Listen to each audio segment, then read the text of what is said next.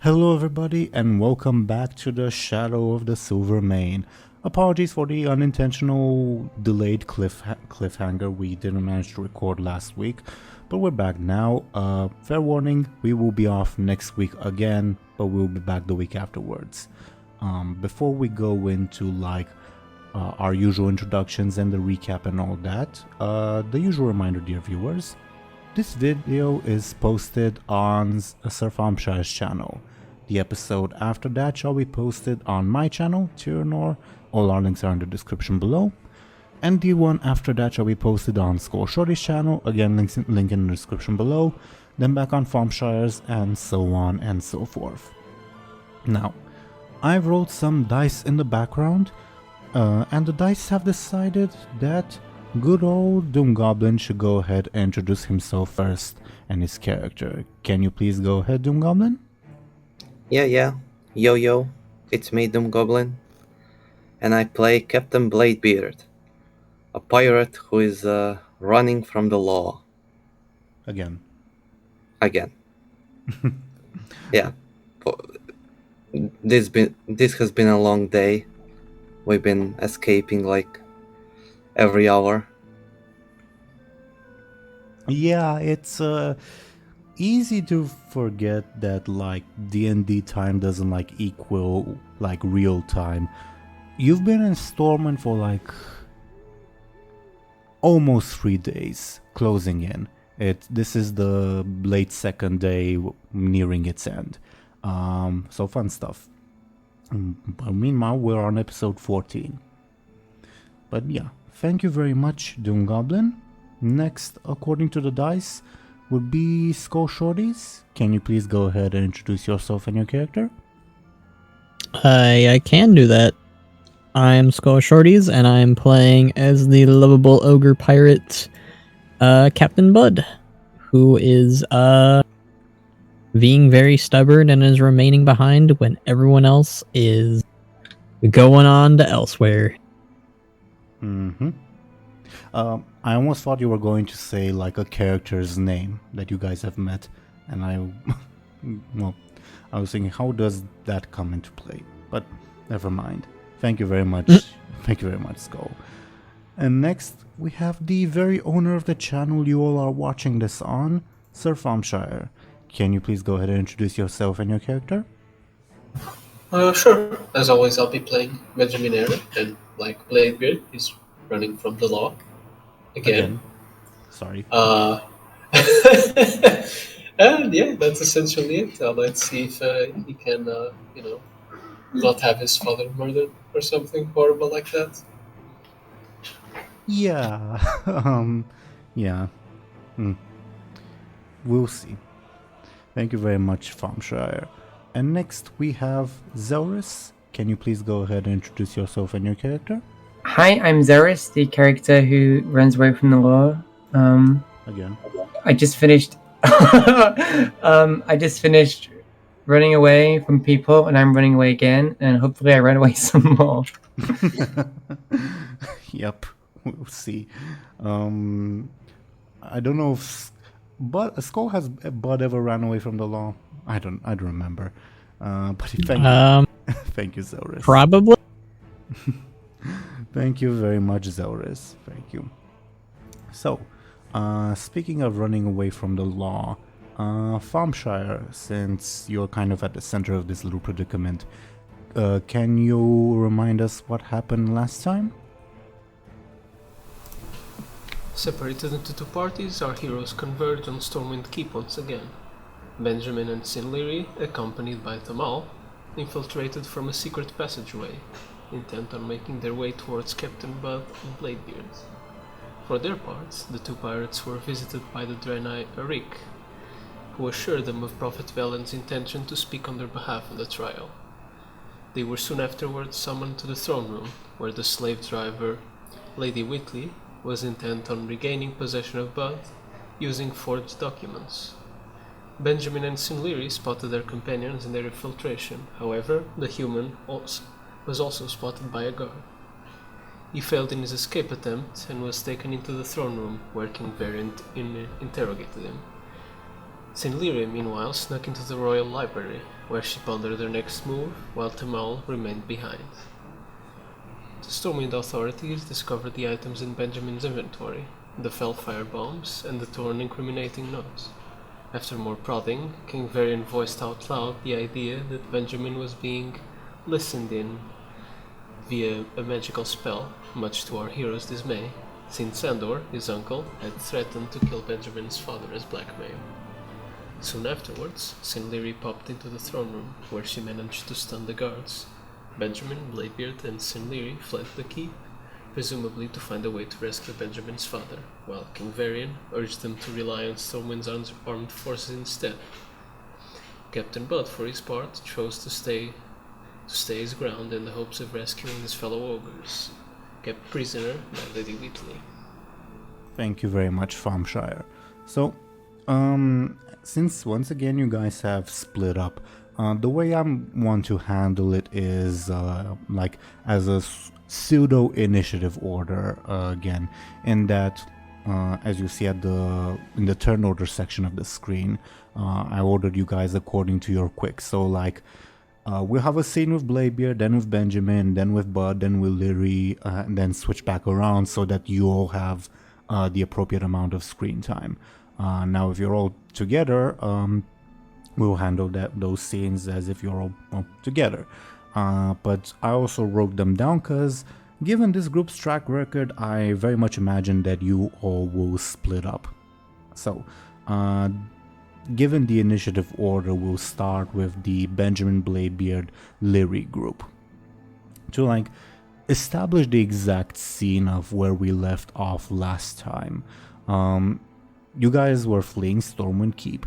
Lyri used her stunt to both stun the guards and like teleport with Benjamin and Bladebeard past them, which I would say like buys you like a couple minutes of time of like not being immediately pursued, because the guards are both confused and don't necessarily know where you are. The specific circumstances where we left off last time was you like just exited Stormwind Keep. You're like on the stairs that like wind down from Stormwind Keep. You know, when in game where Varian's statue is. I don't remember if the statue is there, Mr. Pandaria. I think it is. Anyway, you're there.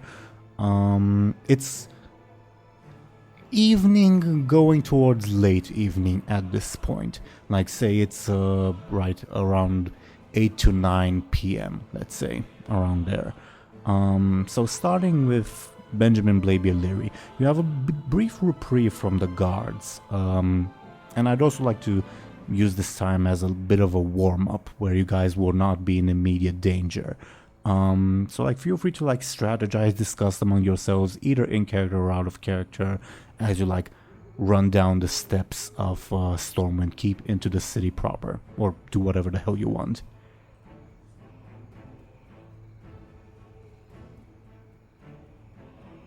Alright. We are running from the law. Again. Yeah. Just so you know, the only way out of the city is through the Griffins, or through the main gate. The tram's closed. Or with a ship. No, where's your father, Benjamin? Do you guys know that Benjamin's father is in danger, or does only Benjamin know that? I think know. I talked about it in the... I'm pretty sure he said it out loud, right? Yeah. He said they're gonna kill my dad. Okay. Above board, Thompshire, we sort of established that your father would be living, well, last thing you heard of him, like around the East Vale logging camp, if you know where that is in game. Yeah. So, what was that with your dad? Well, my uncle's probably gonna kill him to get to me. Your uncle? So, yeah, it's kind of a long story. Lyri can attest to that. Funny family. Well, yeah. Well, but Don't- you should get your mom as well. It's probably going for her as well to have some leverage with you. Who? My uncle. Why? How does he know my mother? Look, he knows a lot of things. Okay, I'm not sure how, but he does. Well, I know his cousin. No, wait, nephew. And And I know a lot of things too. okay, what does that matter right now?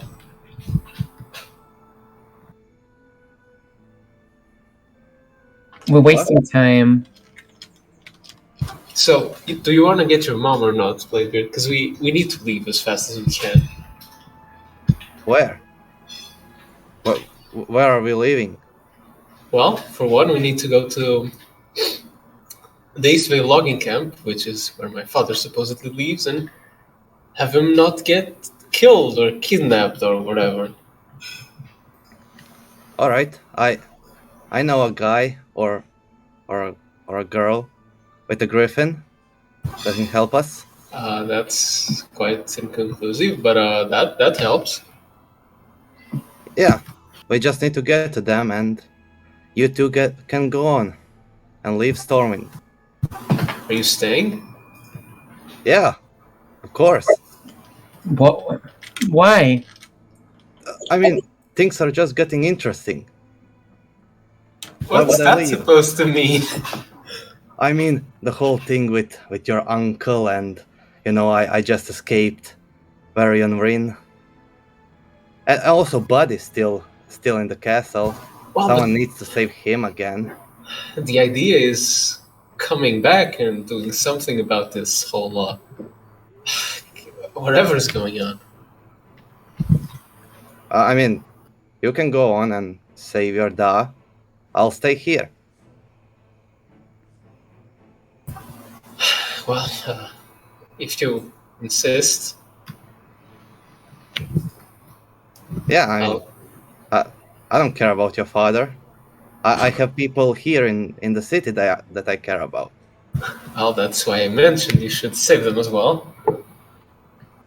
I mean, Griffin can only carry, a Right, lot but of people. my point is you should get them out of the city because it seems my uncle, well, his HQ or whatever, is probably in Stormwind. Oh, where is it? Well, They met us in Old Town, right? Above I'm board, not yeah. sure. Above Yeah. board, yeah. Do we know that or? Yeah, Benjamin, if you remember, you walked out of their little tavern in Old Town on your own. Okay. Well, it was so I can explain the location. Yeah, you can. I will probably need a bit of a roll, because the Old Town is supposed to be a very convoluted place design-wise. It's easy to get lost there. But if Benjamin, you can lead everyone else there. But if you're giving directions and letting them go on their own, I'll probably need a roll. Okay. Yeah, I think I'm giving directions. Okay.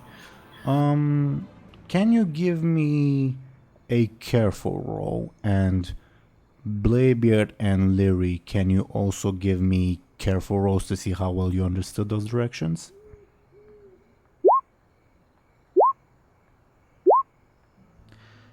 Lyri has no idea the Stormwind. Stormwind is an ugly mess to her. Silvermoon was much better.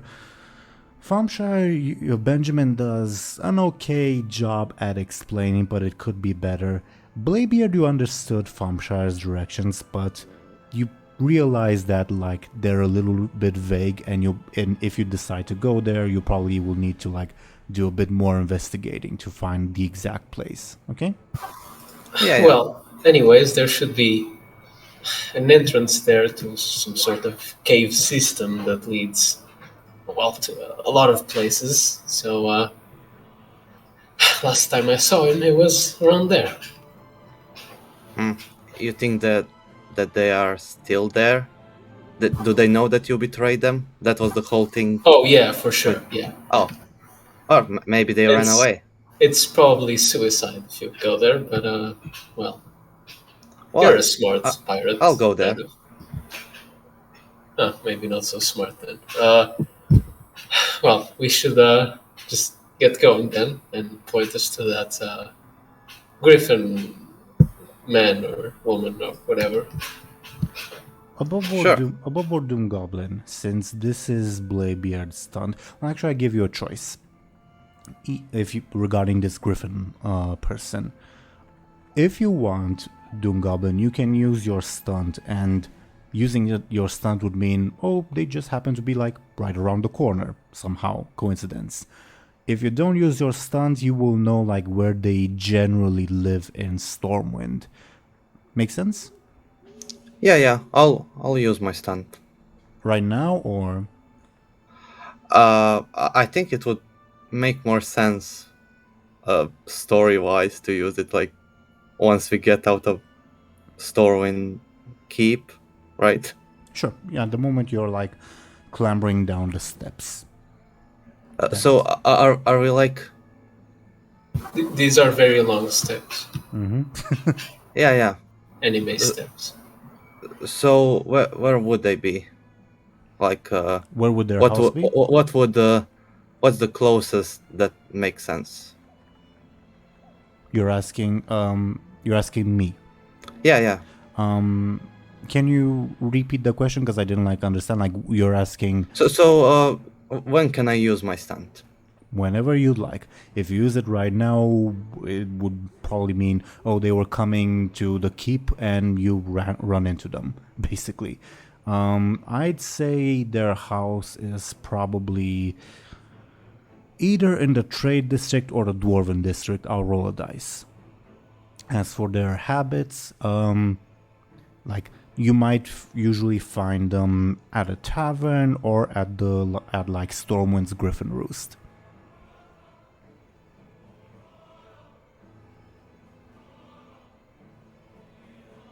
All right.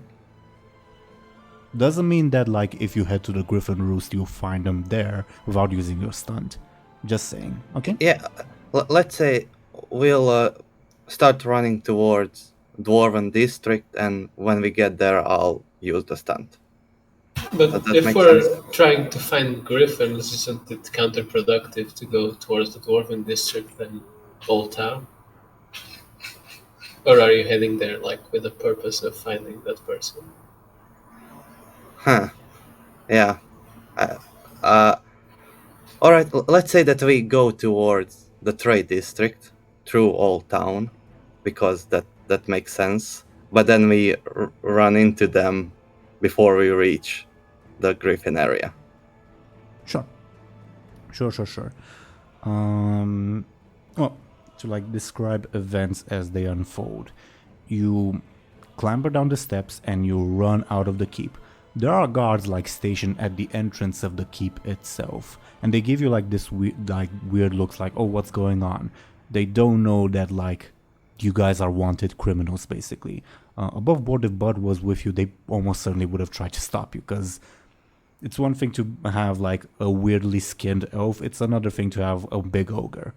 But yeah, the guards momentarily don't like bother you as you run out. And yeah, at this point you're faced with like three directions to go. The Dwarven District, the Old Town, or I guess you can jump into the canals, if that's also an option. No, I think I've crocodiled it. Also, the way I imagine the canals, feel free to disagree with me, and I'm not saying this is like canonical, but I'm sort of imagining them like, say, the medieval canals of Venice. Like, that's the place where everyone poops, basically.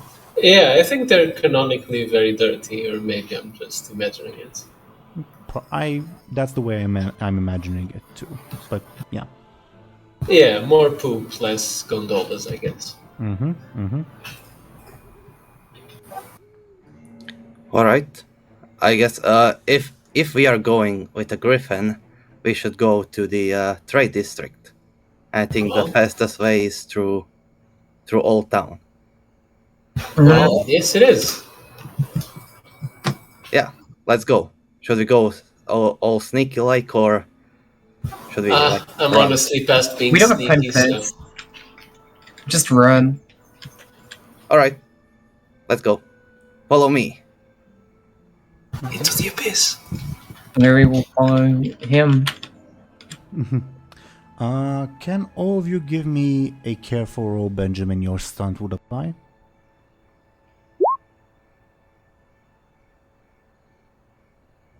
Thompshire? Yeah, I already rolled. Benjamin. Oh yeah, right. Did you? Yeah, Yeah, he did. He got a 3. got a 3 Oh, or 5. I don't know. I don't know why I saw 5 rolls when there are obviously 6. Okay, so you got a 3 modified by a 2 to a 5. Okay.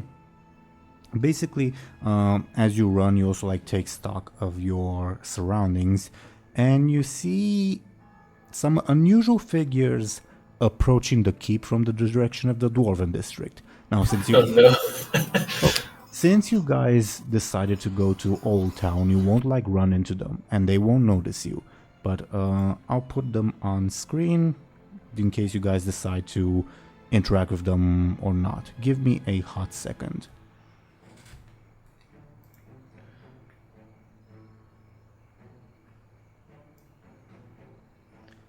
First of all, I think like the most noticeable thing would be this gigantic rock creature who who is carrying in its arms this gentleman, No. and who is sort of held on a leash by I misplaced them this gentleman. They're heading in the direction of the keep. It's up to you if you want to like interact with them or not. Does Bladebeard notice with my roll? Benjamin notices, and only Benjamin so far. He does recognize like John. Yeah, I kind of just whispered them to myself, but honestly, I couldn't care less at this point. Fair enough. You don't like notify your other friends, do you? No, I don't. Okay. So as you make your way there, let's check in on Buhd. Skoll, are you with us? I am. Okay. So your friends have just like run out of the keep, while Varian was yelling at them to stay. The Stormwind military will take care of this. Blah blah blah. What are your like thoughts and reactions in the like couple seconds while this is happening? Buhd is very confused. As usual, as is his wont. Okay. Okay. Well, Varian sort of slumps in his seat. Quick reminder, oh, I forgot to put someone on screen, that you are joined by 2 ladies who want to drag you into slavery, as well as Lord Junior Roswell, who you do know, though I don't know if you made the connection yet, but you were made aware at one point that he is responsible for bringing the ogres into slavery. I don't know if you've like remembered that or not, but there's that information. Okay. I could do a roll for it for like if Buhd vaguely remembers or does know. Sure. Either careful or clever works. I'll say difficulty 2. Alright.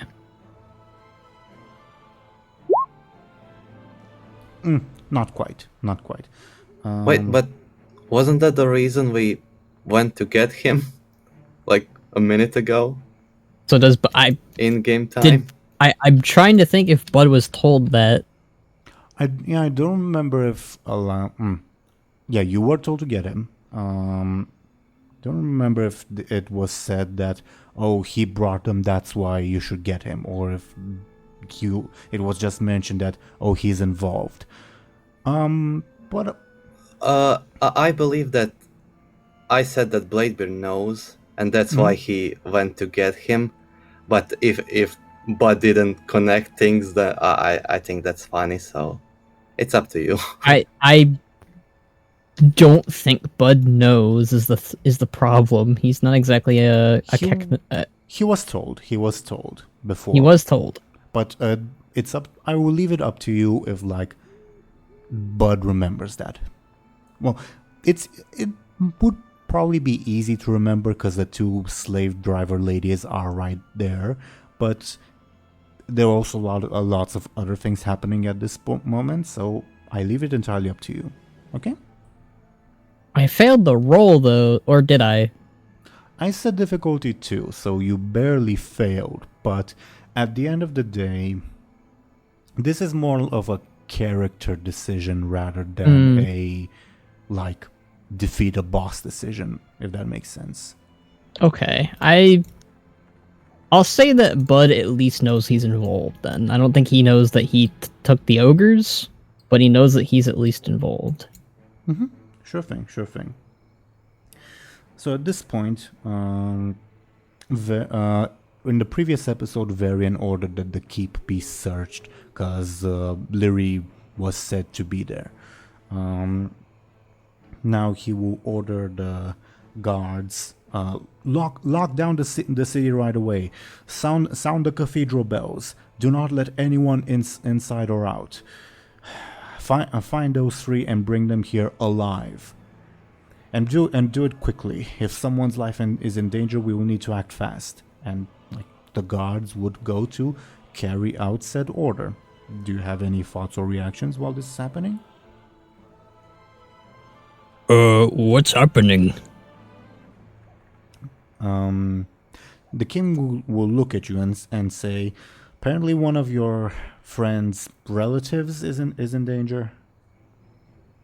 Well, that's not good. And Lady Whitley will say, and utterly irrelevant at this point for you, dear captain. Well, they are my friends, but, this seemed very important too. And you are my warrior, and we're in the middle of a litigation right now. And King Varian, like, looks at the lady like, are you serious? And he says, this is not the time for that, Lady Whitley. And she says, what better time, your majesty? This will only take a couple of moments.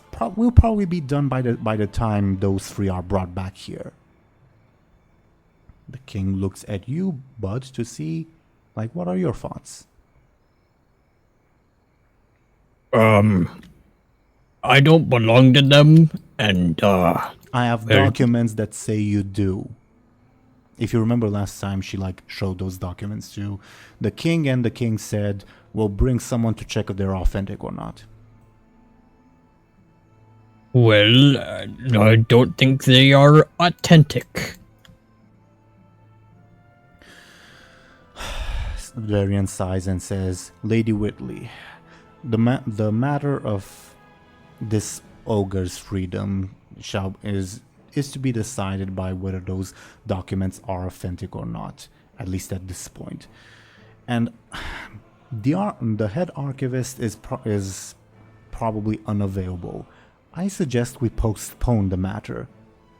And Lady Whitley says, the documents are genuine, your majesty. If your head archivist is unavailable, I can bring one of my own, or we can summon one of the cathedral's clerics. You'll see during this that Lord Razel has like just been sitting quiet. He's like deliberately trying not to make eye contact with anybody. Like to sort of describe the scene, if you'd like to like bring that up, okay? Well, what does Wheelchair Man have to do with all this? He seemed very suspicious. Can you give me a careful check, and I'll oppose with his forceful.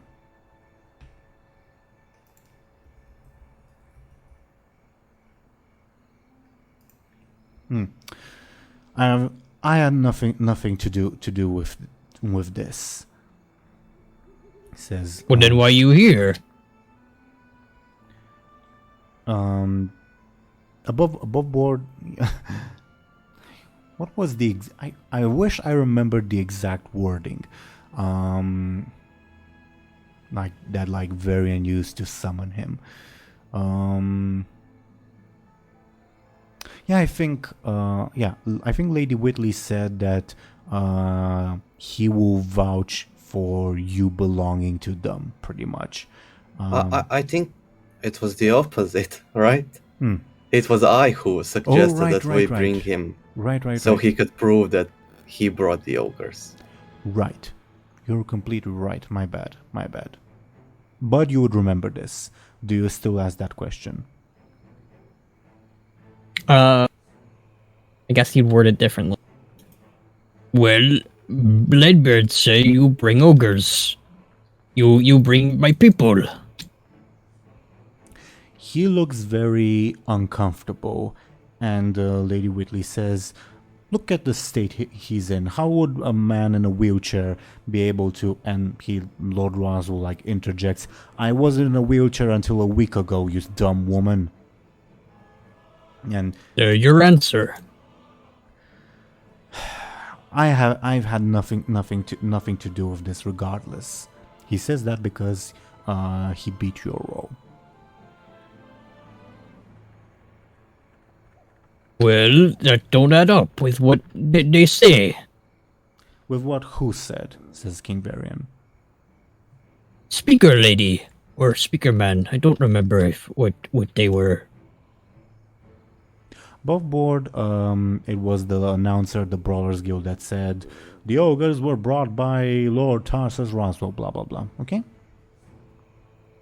Was a guy, but not necessarily relevant. Yeah, but doesn't remember Sure. that specific detail.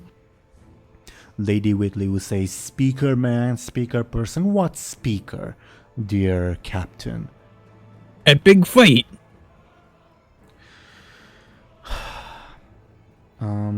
Give me another careful roll.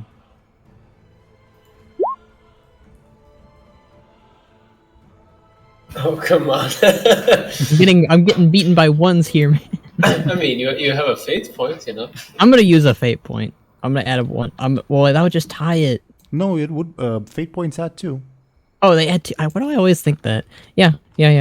I'll throw a fate point in there. What are you using? Which aspect? I will use. Where did it go? I just had it open. I will use. Former warlord amnesia. Sure, that makes sense to me. Okay. You see him like sort of crack and he'll say, "Yes, I brought the ogres from Feralus here." Lady Whitley looks a bit perturbed and says, "After you mutually agreed to bring them here, right? You talked with the two-headed warlock, correct?" No, don't trust him. Silence, Captain. The two-headed warlock agreed to bring his people here to seek glory and riches, right, Tarsus? I'm going to roll Lady Whitley's forceful versus his forceful. Uh-oh.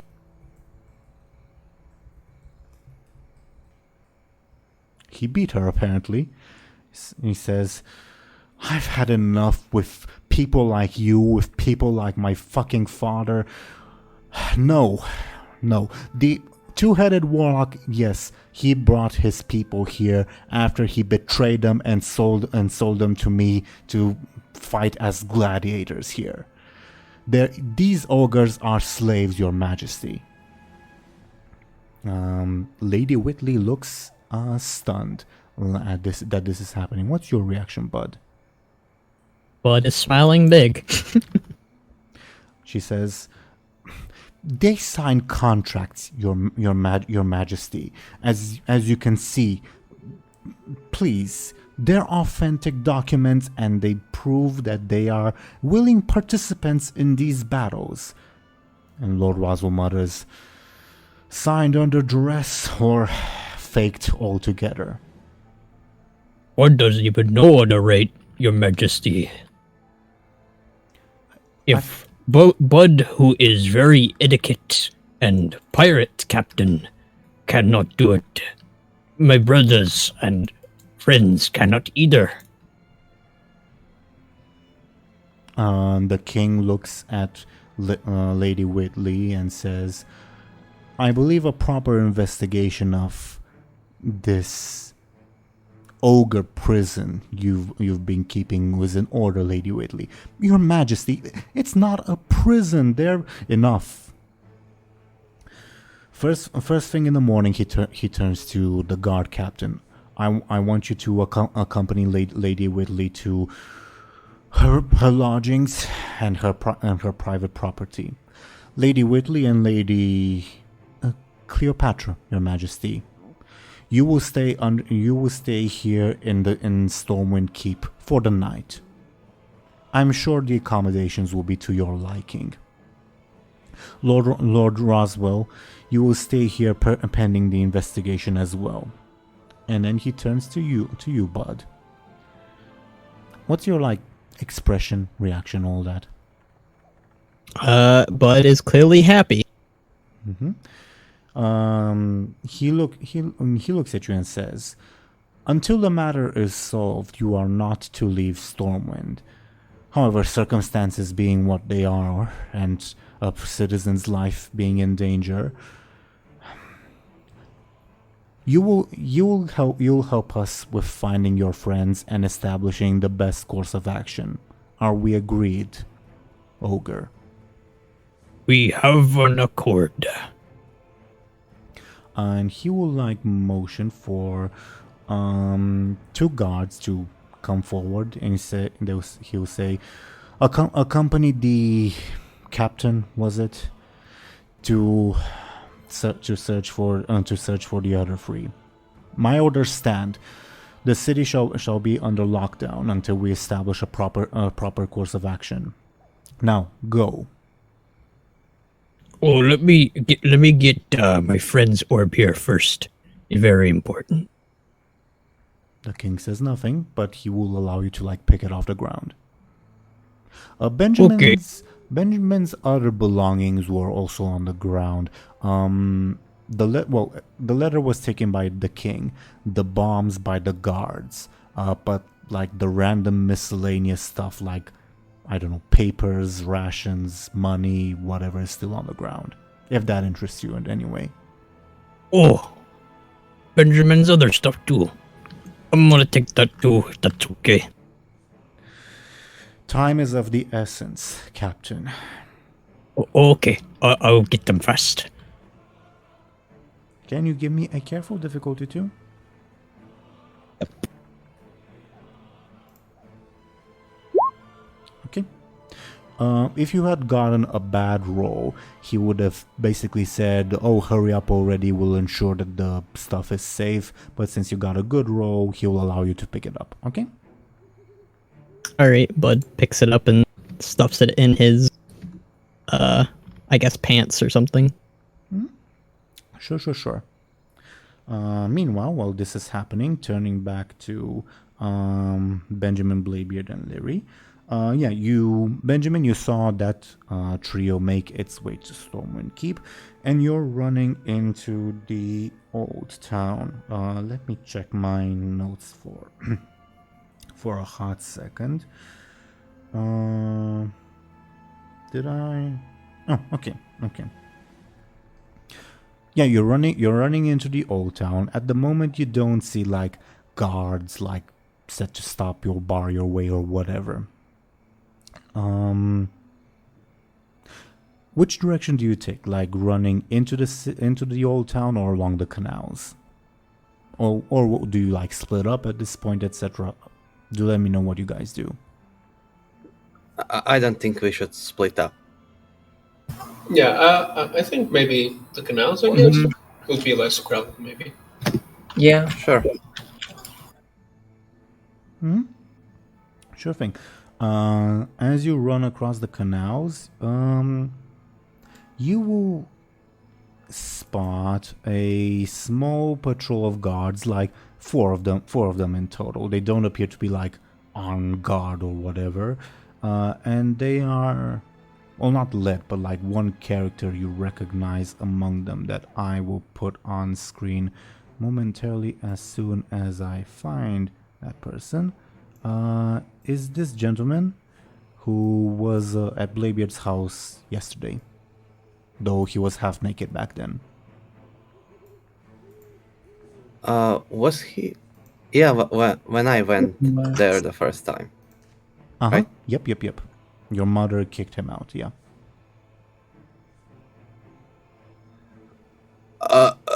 Alright, guys, quickly, we need to hide from these guards in some like back alley or somewhere. The guards don't appear to be on alert right now. They are like walking in the same direction as you guys, so they're not facing you. Their backs are turned to you. Okay? Oh, alright. Actually, fuck it. Let's just go. Let's just go around. Unless he recognizes your mom from your name or something, it should be fine. Sure. Yeah, who cares? As you run past them, can you all give me a sneaky rolls? And we'll sort of take the average, and I'll roll a careful from them. Okay? Sure. Yeah, thank God my partners have good sneakies. Thank God. Okay. So 14 divided by 3, that's 4.6. Let's see how they do with their careful.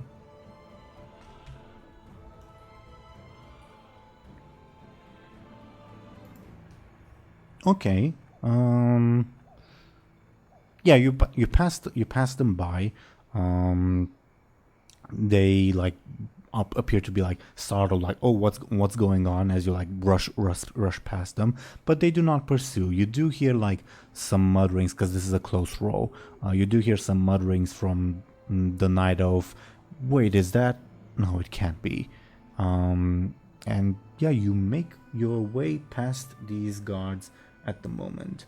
Let me check.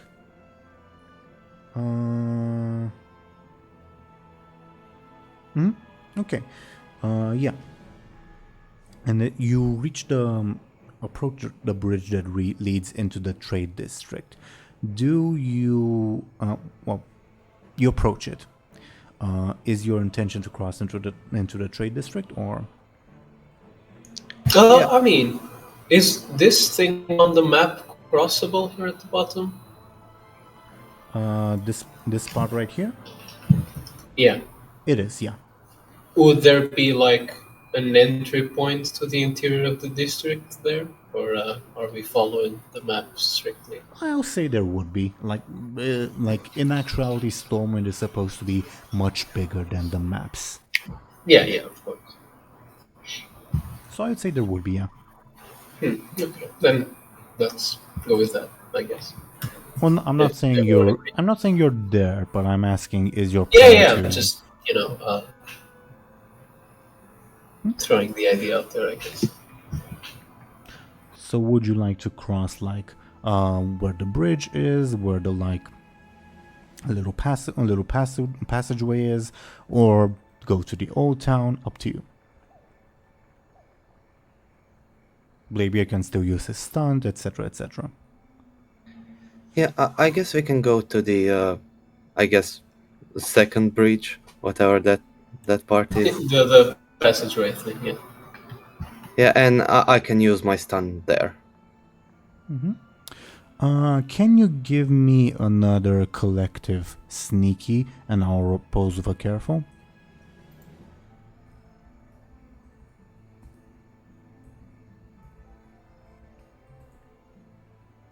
Okay. Oh no. Okay. Give me a hot second. You see like a man that we're wearing like fine clothes, appears to be like in his 50s, let's say. He will walk forward to bar your path. As soon as I find that person, give me a hot second. Yeah, this gentleman. He will like intentionally bar your path, and he appears to like smile in your direction, and he like holds up a hand as if to like say stop right there. Benjamin, No. who's that? Who's that? Is that your uncle? No. No. Just ignore him. Just keep running. All right, move away, punk. Okay. Can you all give me a quick roll, and I'll pose with their quick.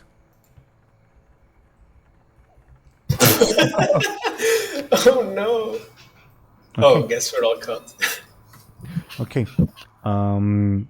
You see him like cast a spell as a literal wall of fellfire like blocks your path, like, if that makes sense, in front of you.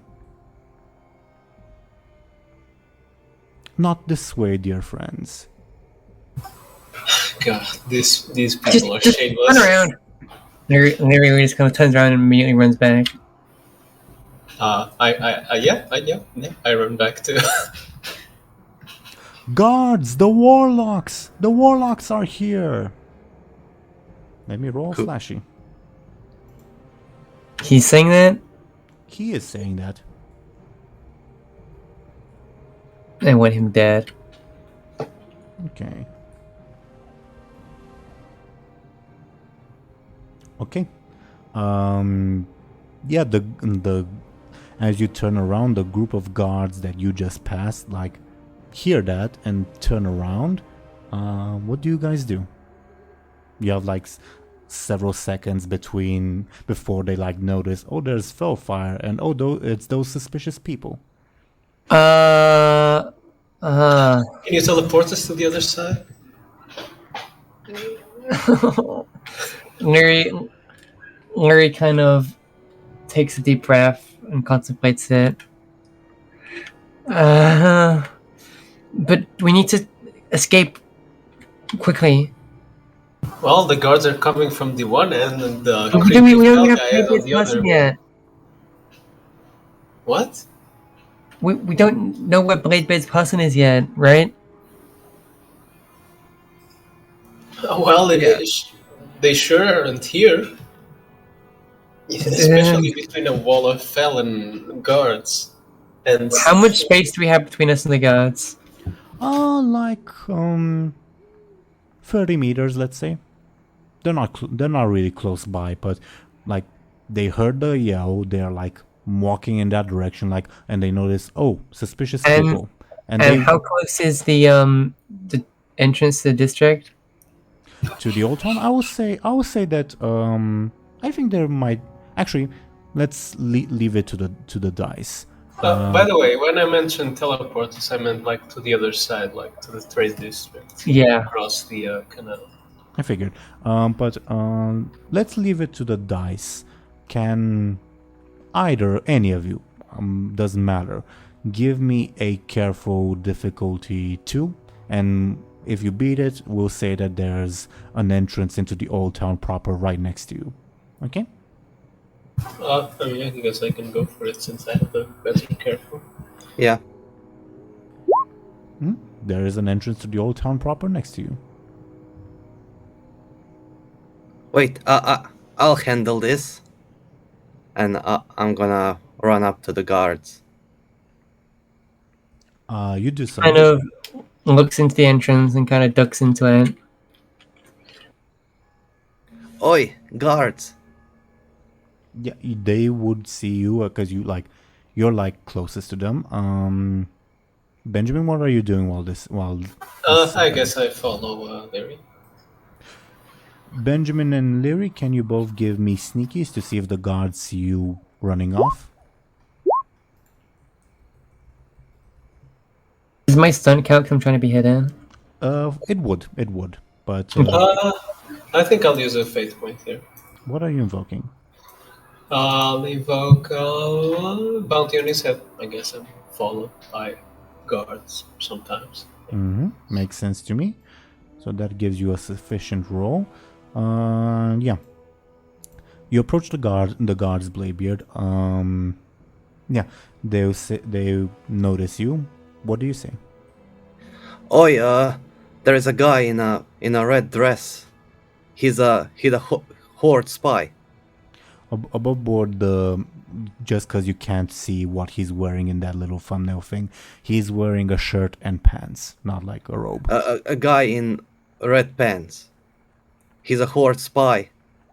He's trying to kill me. Give me. I'm gonna use my stunt. Okay. The deceiver. Okay, fair enough. Yeah, they will instantly believe that there's a horde spy here that just tried to kill this armored dwarf person, and they will run to check and see what happened. Yeah, they round the corner. They don't see Benjamin and Lyri as you're like duck in the entrance. Bladebeard, do you like accompany them? What do you do? No, I'll wait until they leave, and then I'll call for Lyri and Benjamin to come out.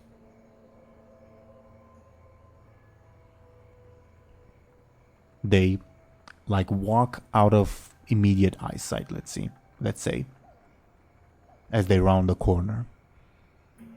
All right. Oi, Benjamin, get over here. Good one, Bladebeard. I'll give you this one.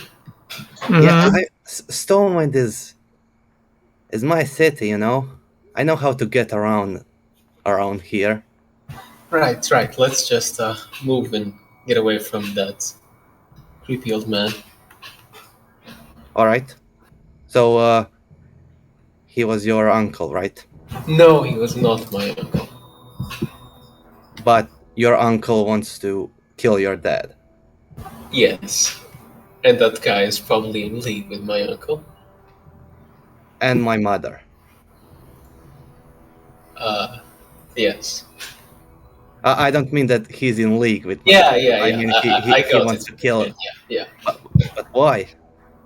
I don't know. To just, I mean, honestly, he probably wants to kidnap her to use her as leverage to convince you of something, or just to, look. I don't know the details, but point is, she's in danger. Okay. Is Clovis with them? Yeah. Yes. I figured it out on my own. I knew that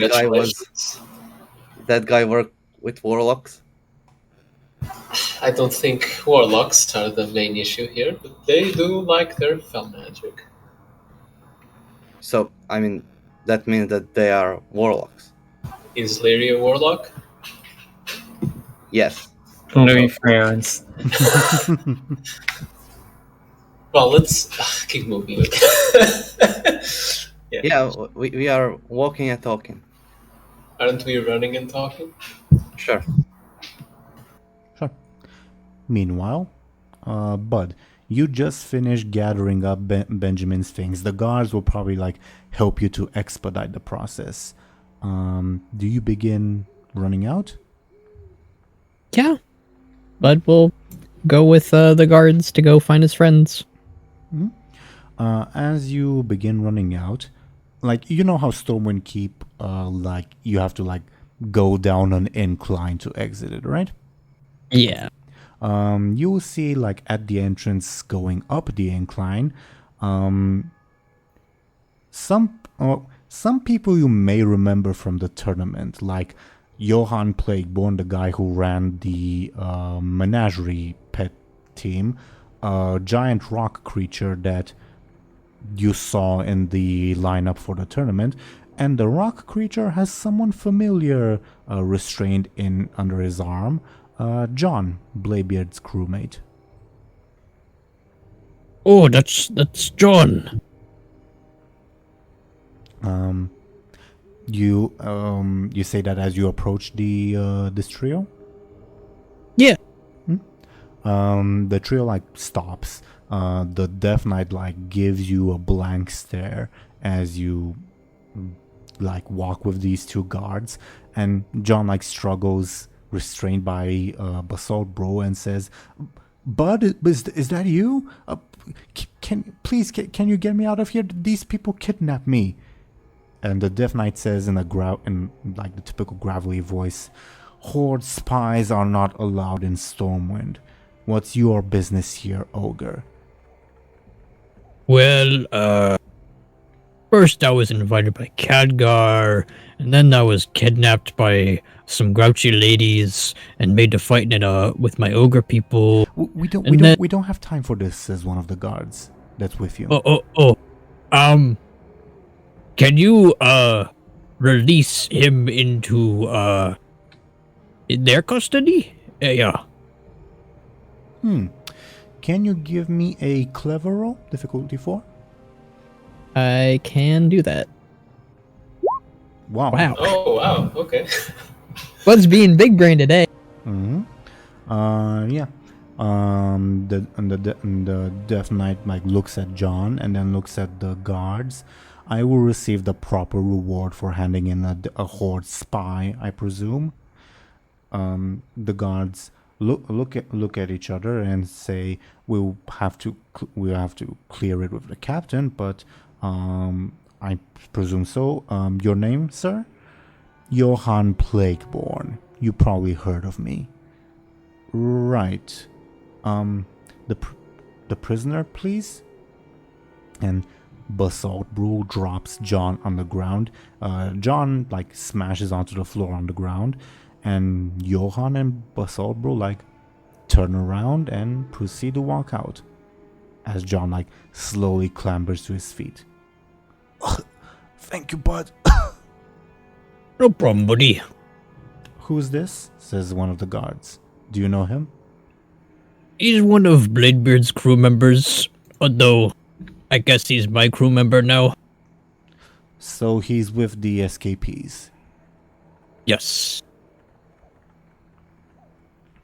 "Escapees? What's going on?" Well, they said no time to explain. Quite a lot's going on.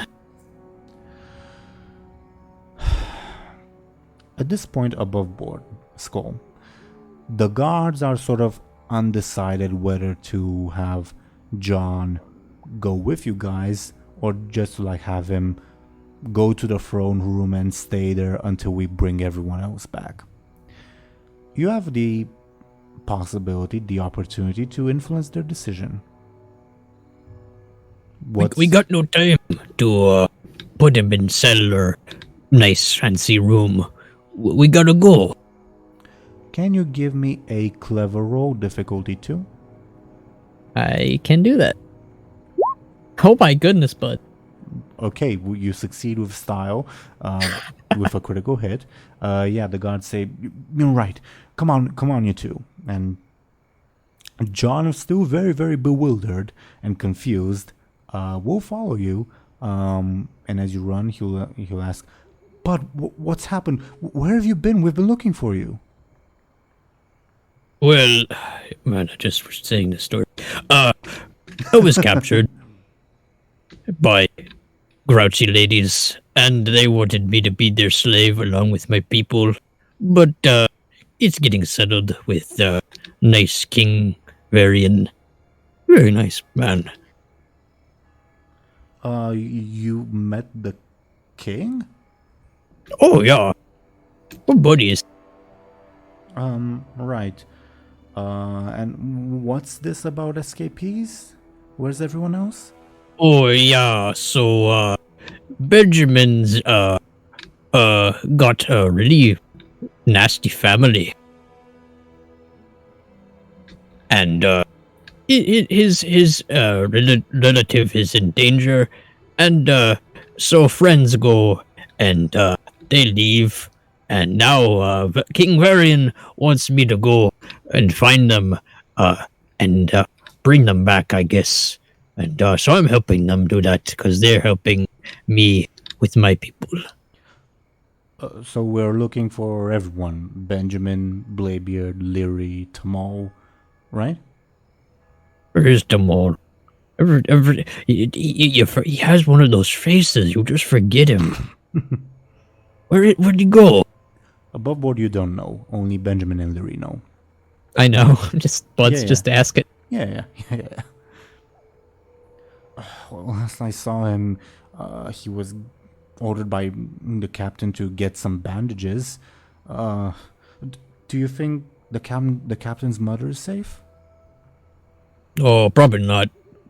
This whole city is just one big, giant mess so far. I miss Golden Skoll. Never been, to be honest. Oh, it's nice. Feels like you'll be there forever, though. Like a year.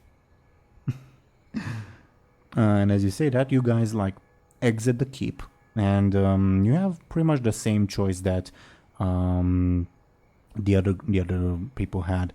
The guards look at you and say, if they're trying to leave the city, they will head into the old town to the left. And John will say, the captain's mother is to the right, the dwarven district, leaving the decision up to you. Well, I don't think that they would be spending at Bladebeard's mummy's place. So they probably in Old Town, I'm guessing.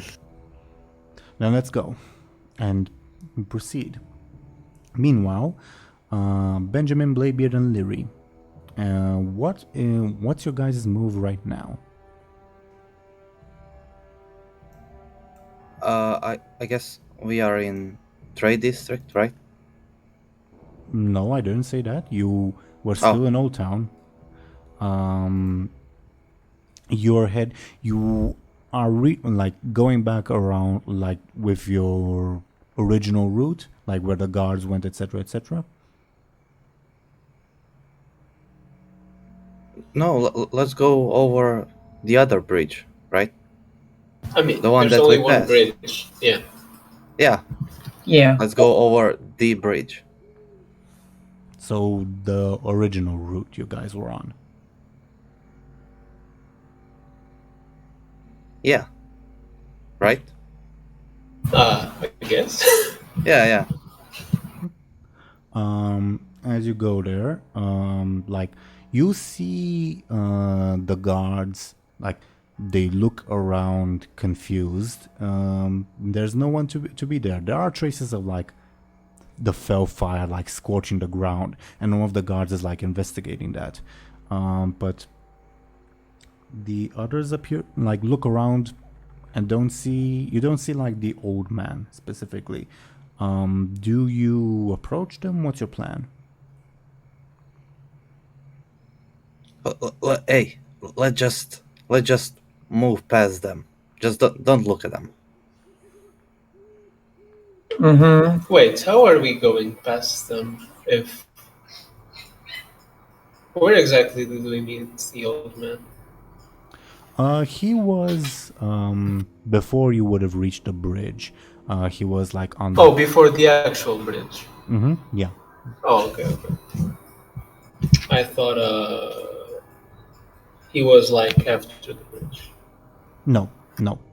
My bad if I, I know the positioning is weird. He's just positioned there because of spacing, pretty much. So we are where the Night Elf is, and not where the Red Human is. Yes, and the guards are where the bridge is, if that makes sense. Alright, so our plan is to move past them and go to the the second bridge, right? Well, I'd still say teleporting would be a little safer. Mm-hmm. Oh, you can teleport us there. Well, then why do we need griffins? I can't teleport that far. Yeah, Bladebeard, I just meant the other side of the canal. Oh, sure. But I mean, It hurts. I can't do it now. You can't do it now? Very. Mana tap me if you need, okay? We need to get out of here.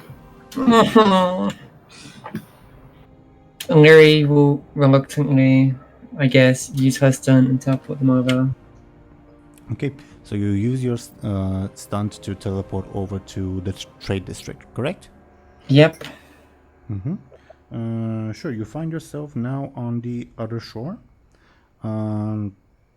You feel very tired, but you're still able to like go and run, etc. for like the sake of gameplay, okay? Yeah.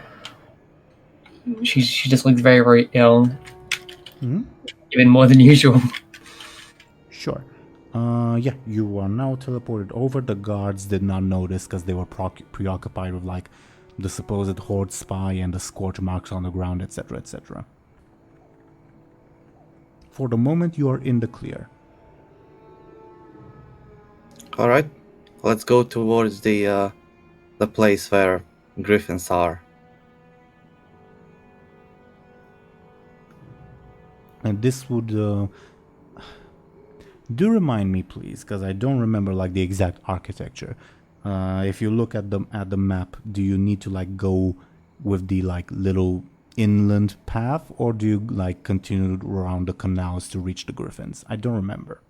You have to go into the district a bit. Okay. And then like go into an inward path. Right. Okay, so it's... I remembered right. Okay. Yeah. So you proceed to run into the district at this point. Meanwhile, Buhd, you, John, and the guards run into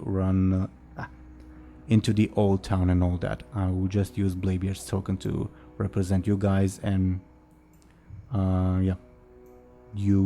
I'll leave you to the side for now. Okay. Buhd, you and John move into the old town. The guard, you don't know the layout of Stormwind, I should say. The guards, it seemed like they mentioned they'll say the most likely route is that they'll try to take a griffin. We need to make haste to the griffin roost. Okay, take us there. Then they will follow said path, and you will eventually encounter a group of guards that's like inspecting scorch marks on the ground next to a bridge. I would like to compel Buhd. He's a former warlord. Maybe there are some like drunk alliance people who fought in wars, against ogres, and they wanna attack Buhd. I don't want to do that. Sure. Okay, then yeah, you lose a fate point, Buhd. Please don't. I don't want to do that at all. I wanna slow you down, and guards. I don't want Buhd to go to jail. Okay. So, Skoll loses a fate point because of the compel. But yeah, you proceed to the bridge, and like the guards that are with you stop to ask those for what are you doing? And the Night Elf says, a dwarf reported that there was a horde spy nearby, and these scorch marks. Wait, is that an ogre and an undead? Hello. John tries to hide behind you, Buhd. And they one of the guards will say, "Is that the horde spy we're looking for?" No, he's supposed to wear a red shirt, but he could have ditched them. What do you do if anything, to defend the fact that John's not a horde spy? Oh, me and John don't wear shirts that much. I mean, I wore one once, but no, John's always been more of a shirtless man. Why is an undead in Stormwind? Not a long story, but Why is an ogre in Stormwind? well, that's another long story that I've had to keep saying a lot today.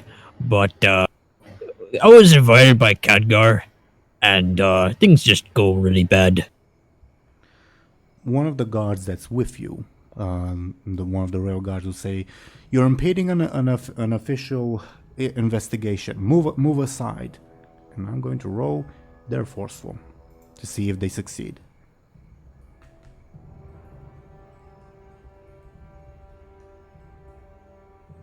Okay, they do. Yeah, they let you pass, and you will begin crossing the bridge. Meanwhile, actually, can all the players roll me carefuls? Difficulty, let's say 4. Does my stand apply? Yeah. So Benjamin, you would see Buhd and John accompanied by several guards crossing the bridge. Damn it, the guards are coming with Buhd. We need to hurry. The way things stand right now, you would have to make a slight detour to not run into Buhd, if that makes sense.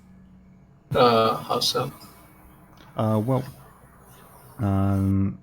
Basically, to enter the trade district proper, you would have to like go along the canals a little bit and then go to an entranceway.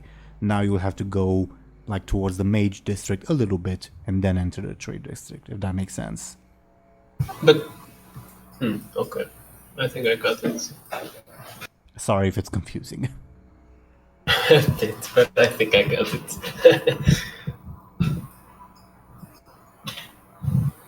We can also climb and run on the what? roads. I don't think that's a good idea. But what you can try, it'll be a very difficult roll, but you can try. Yeah, we can try. I think I'll pass. Sure. Alright.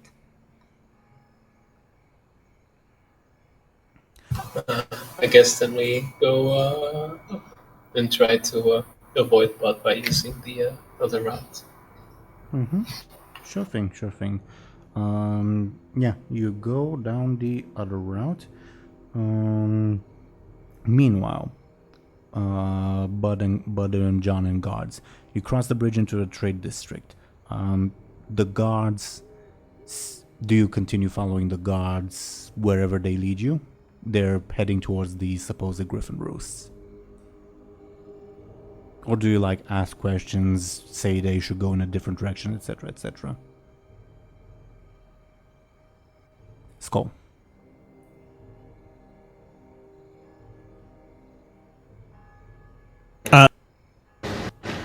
Sorry, my sound was being really funky there.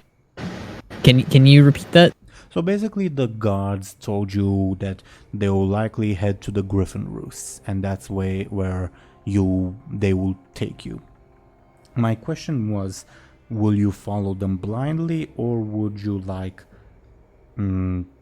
interject or ask questions or go anywhere else, etc., etc.? I would say because Buhd is a fish out of water in Stormwind, he will basically be listening and following their lead for the moment. Okay, sure thing. Then move your token around here as you enter the trade district proper.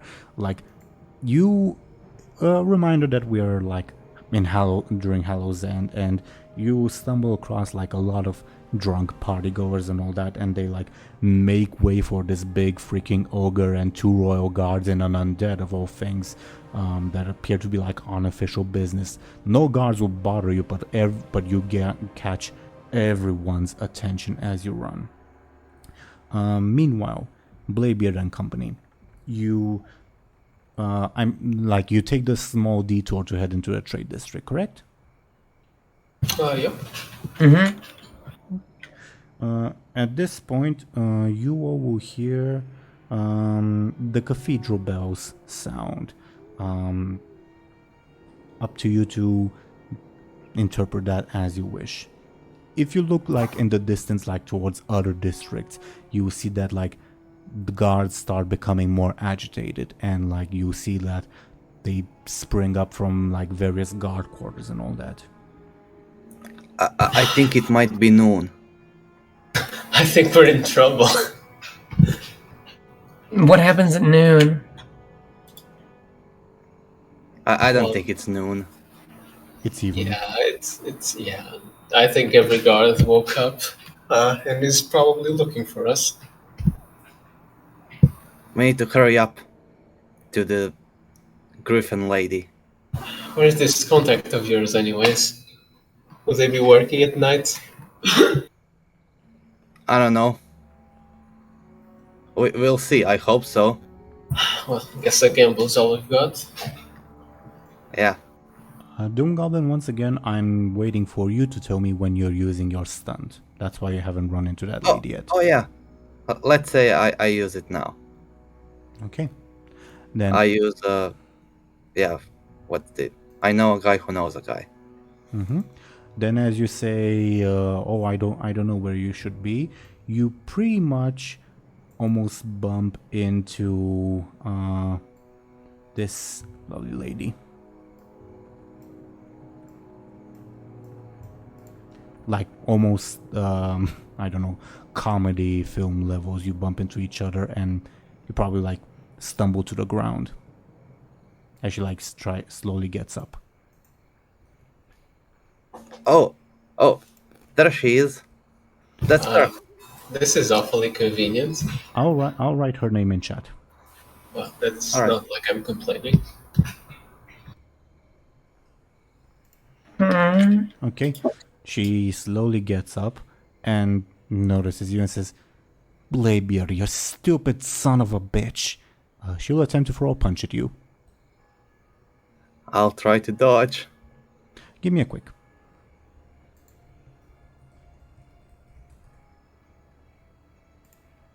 You dodge out of the way. Oi. What's What's going on? Why are you polluting Stormwind with your stink again? Haven't you done enough already?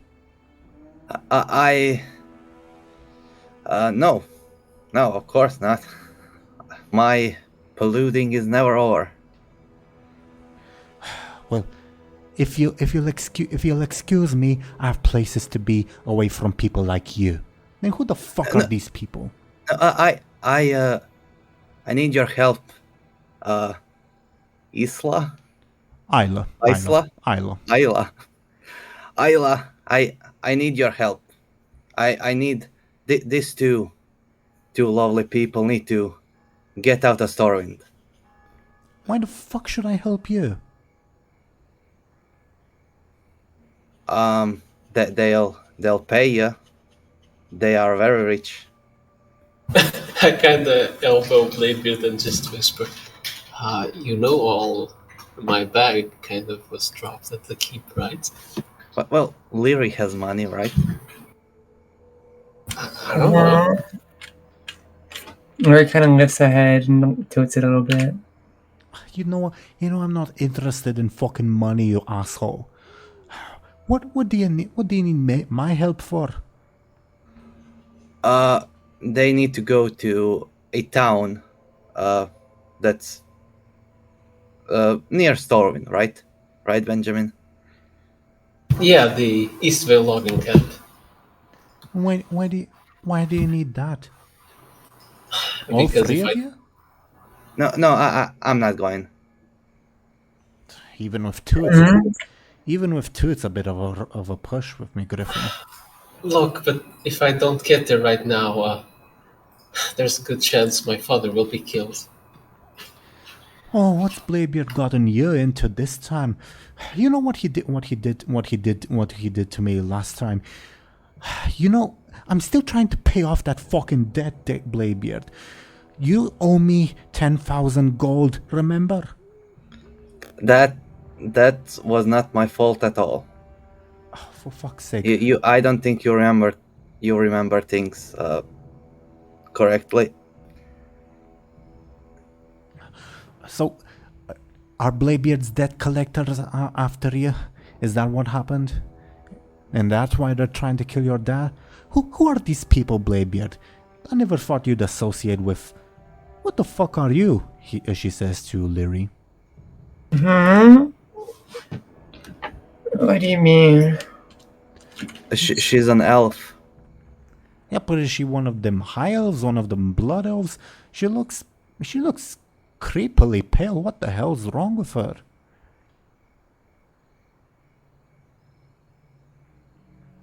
Lyri just kind of looks in the ground in shame. Look, I don't know what she is, but she needs to get out of Stormwind. She obviously doesn't belong here, you know.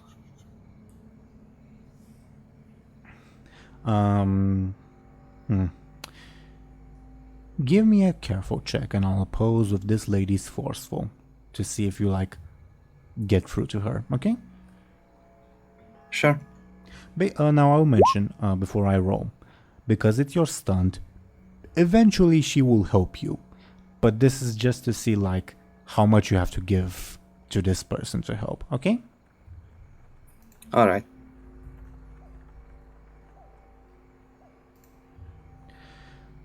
Again, not my fucking business. Bladebeard, you still owe me, well, not me, you owe those fucking people 10,000 gold, and I see no reason why I should talk with you right now. Well, because what? For old time's sake, right? Come on. We did have some good times, right? Oh yeah, like the time you asked me to shave the hair on your back in the shape of a penis. What the fuck was that all about? Do you know how creepy that is? Well, it sounded like a good idea at the time. Can you believe this asshole? She says to Benjamin. Can you believe the things he's fucking demanding of me? After he left me for 10 fucking years, he runs into me and has to rent out old silver. What the fuck is his problem? Look, I know Bladebeard is an asshole, but he's genuinely just trying to help us right now. Can you give me a careful check? Oh, sure.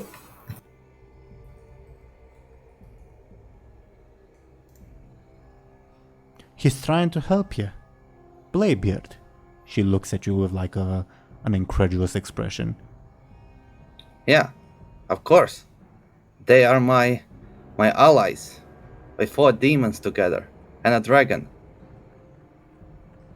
Still with the tall fucking tales. At least something's changed about you. Alright. So what do I get out of this? You still left me with a fucking debt here, you know? Well,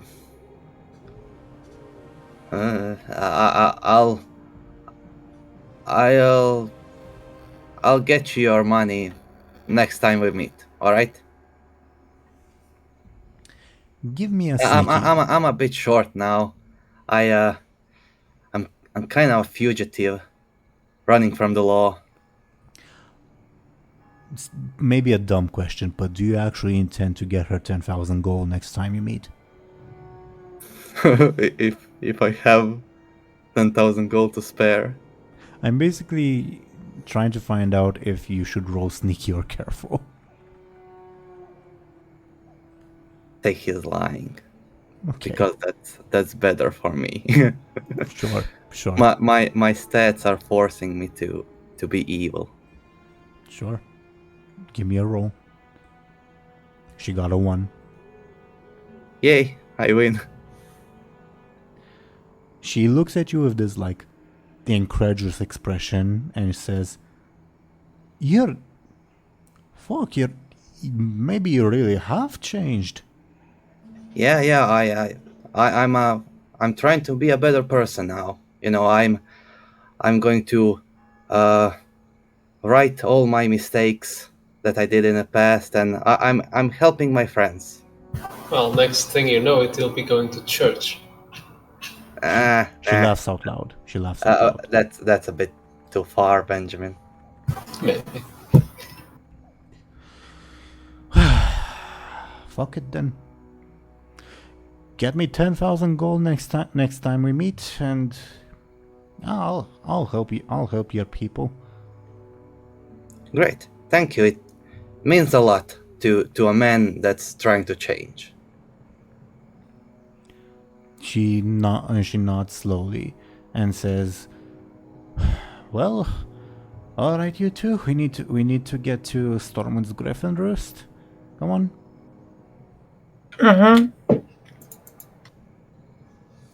I'll see you around, Bladebeard. Yeah, well, you too, Benjamin, Lyri. When you deal with the whole business with your father, Yeah, we'll be back. Just try to delay Buhd for us. We need to get out of here. all right, I'll try to get out of Stormwind for sure. So, I hope we meet again. And feed your cat, for the love of God. That thing is hungry. It's not my cat. Lyri starts to tear up. Fine, I'll feed the fucking cat. She still looks kind of upset. Do you need a hand, lass? Can you walk? I'm fine. All right. She gives Bladebeard this weird look, like, did you do something to her? And she doesn't say that. She just like gives you this weird look. I'll shrug. Is it like a confused shrug or like a playful shrug, I guess? Confused, let's say. Okay. She sighs and says, "Oh, come on, you two, come on." She like pushes you on to like follow her. Oh, yeah. Me Well, follow. Yeah, and as she walks back, she will like look back at you, Bladebeard, and like consider you for a bit before going on ahead. Okay. He just grins and winks. You sort of recognize that she was about to wink back, but she restrains herself, if that makes sense. All right. Okay. Meanwhile, Buhd, and then we'll continue in the initiative order. But I think because you didn't stop, etc., you will probably reach the Griffin Roost first at this point with the guards. Make sense? I would like to compel Skoll. Oh my goodness. His oh shit! I didn't think that I needed an aspect for this. I guess former warlord makes sense. Maybe Didn't you do that last time? Maybe he sees an alliance person dressed as a very handsome female ogre. female Draenei, please. because Female Halloween. Draenei. Because it's Halloween, and he falls in love with this costume, and goes there instead of where guards tells him to. You really want to stop Buhd? Yeah. I want to help Benjamin and Lyri. Clearly.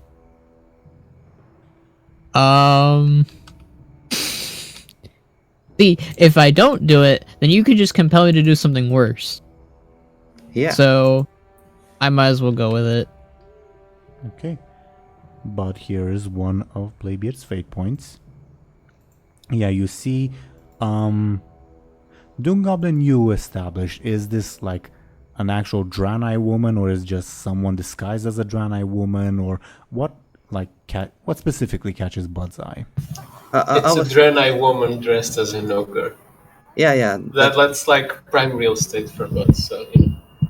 Yeah, I think that would make sense, Draenei's probably find ogres scary, because they are from the same world.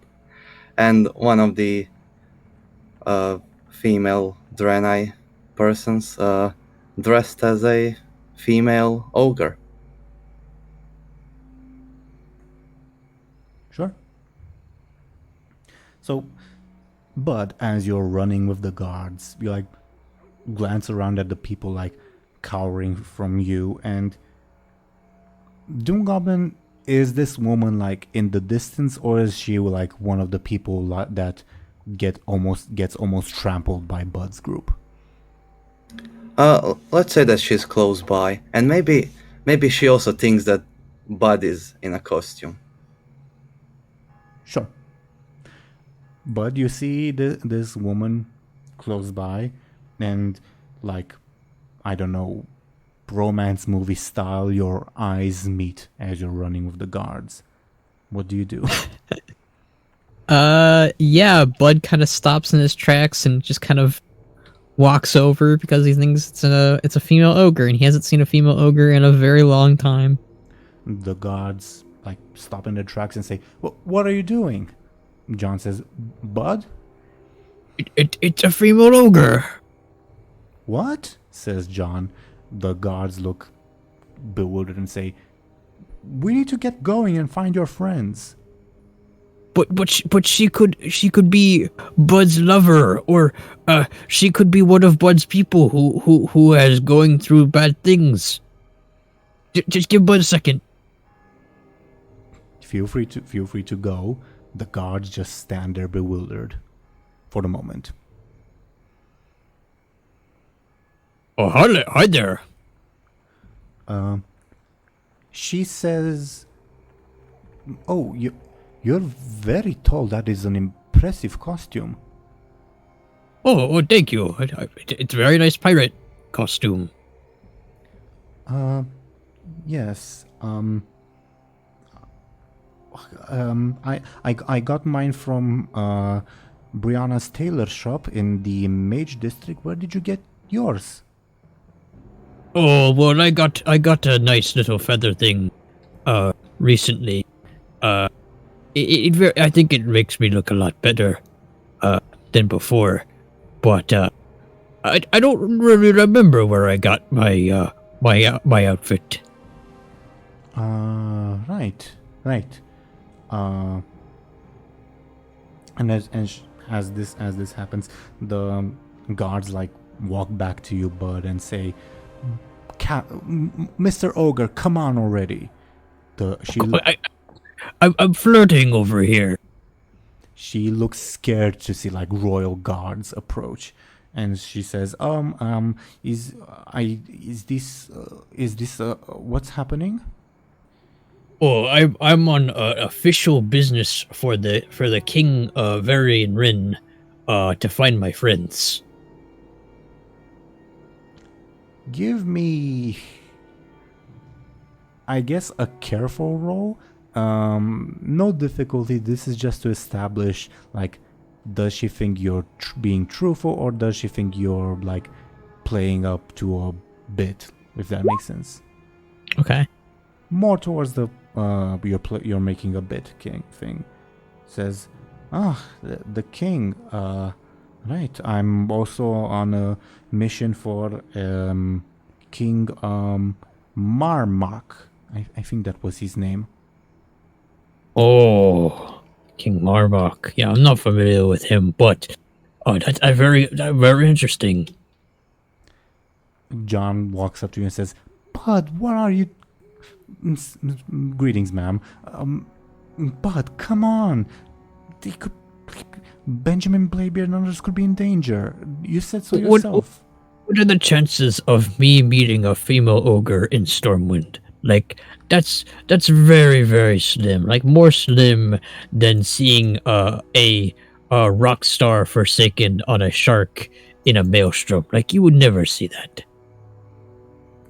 She laughs at your joke and says, well, dear, oh, that's a very impressive costume. I don't know how you managed the thing with your arm and the bones. That's actually a little unsettling. Right, but come on. Just give me enough time to Well, I don't know how I talk to her again. With mail, yes. Sorry. She giggles and says, "So what's your name?" I am Captain Buhd. Well, I am Hiccupik the Destroyer Woman. I think that's a good name. Yes. Oh, I like that Destroyer Woman. Very nice title. Captain, that's a pirate ogre. That's something very, very exotic. Oh, thank you. How much did you spend on that? I don't really remember the price of my outfit, but my friend Bladebeard, he paid for most of my fancy things. Well, you guys must go to very good tailors that, well, if I didn't know any better, that would definitely look like an undead, and those definitely look like guard uniforms. We are on official business here, ma'am. Come on. Do we have to drag you at sword point, bud? Oh, okay, I will just one more. What your mailing address, so Bud can remember. Oh, I see. Your friends don't want me around.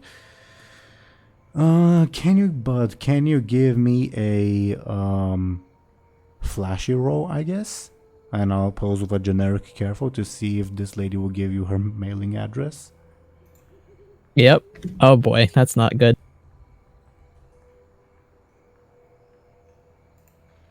That is a hard no. Oh, well, I leave, fucking hell, Windows updates. That was me, listeners, that wasn't you guys. That wasn't on your computers, my bad. So she will, say, "Oh, I live, in the Dwarven district. This is my address," and she scribbles something down. Above board, it's completely fake, but yeah. Oh wow, that's true. Okay. Oh, thank you. If I have time, I will visit you when I am not on important king business. As you say, big guy, as you say. And as this exchange happens, Benjamin Lyri, while this Wildhammer lady is leading you, you will see this exchange happening like some distance away. We might have to sneak through those people. They're after us.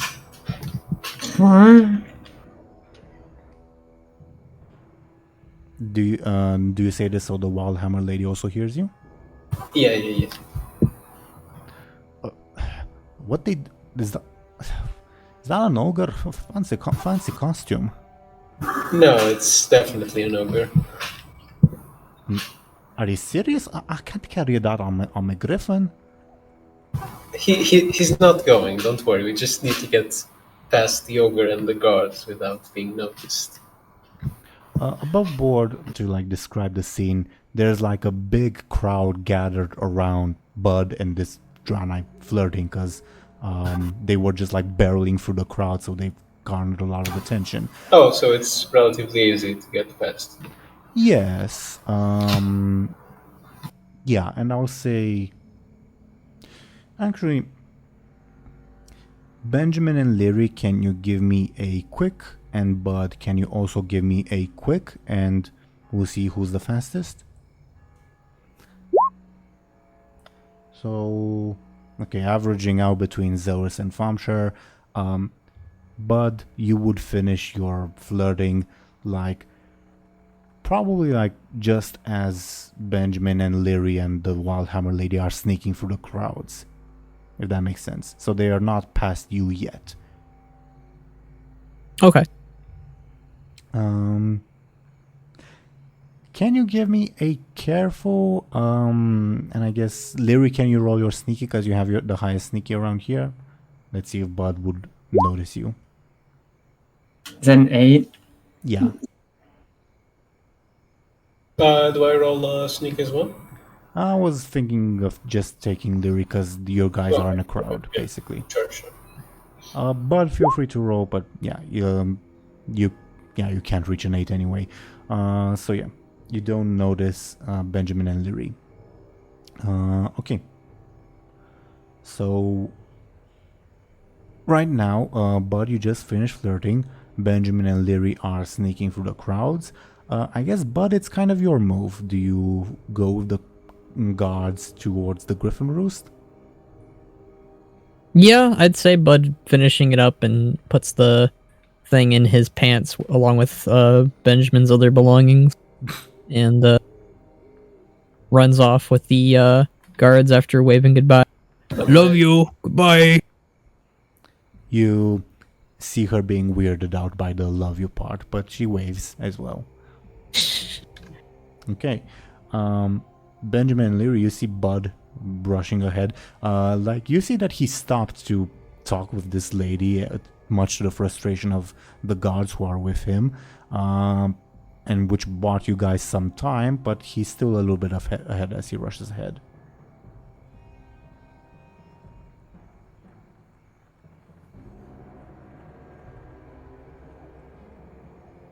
What are your intentions, basically, is what I'm asking. Party, I guess. Okay, so would you be sacrificing stealth for quickness at this point? I think so. Yeah. Okay. Okay. Can you all give me another, some more quicks, Benjamin, Buhd, and Lyri, and we'll average it out between Benjamin and Lyri. Oh wow. So that's a 5. Buhd, you're quick? Okay. You managed to overtake Buhd through the crowds. Okay. And while this is happening, just to check in, Bladebeard, what are you doing at this point?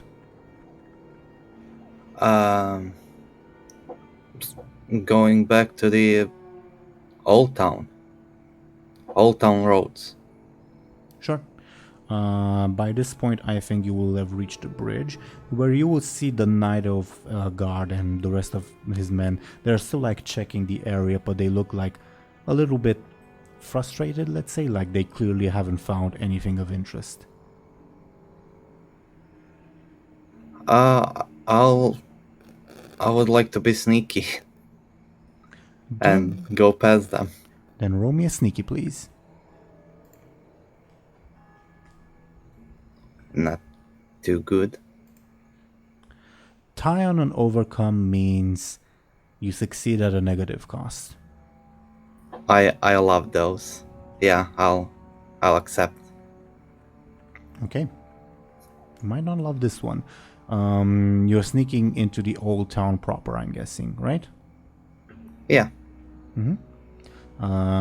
As you do so, you sneak past these guards who are too busy still examining the site, and you turn a corner, and you bump into the red-shirted old gentleman who smiles down at you. Captain Bladebeard, I'm assuming? Oh, and you are Benjamin's uncle, I assume. No. Associate, though. Benjamin's associate. Associate of Benjamin's uncle. Oh, great. I believe we have some business to discuss. Yeah, I believe we do. Would you care to accompany me, dear Captain Bladebeard? Sure. Yeah, I don't have anything else to do, really. He'll lead you by pushing you from the back, if that makes sense, deeper into the old town. From Benjamin's directions, from the directions he gave you before, earlier at the start of the episode, you kind of make the connection that that's sort of the same area he's leading you into. Make sense?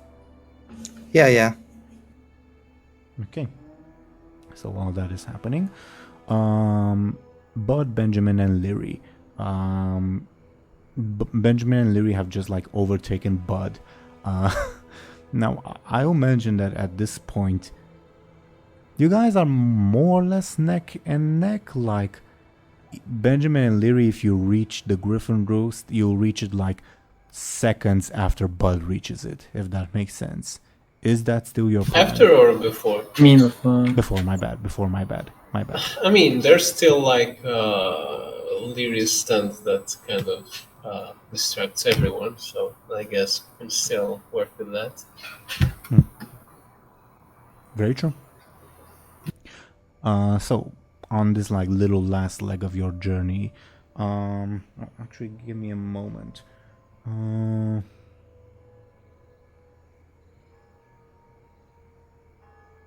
Yeah. Okay. I'll actually roll something first to determine something.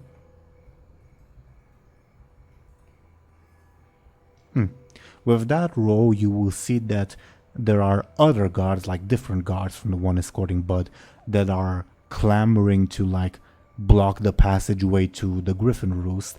But, well, it'll be up to a roll who gets there first, if that makes sense. Okay? Sure. So, Benjamin, Buhd, and Lyri, can I get quick rolls from you? And we'll average it out between Benjamin and Lyri.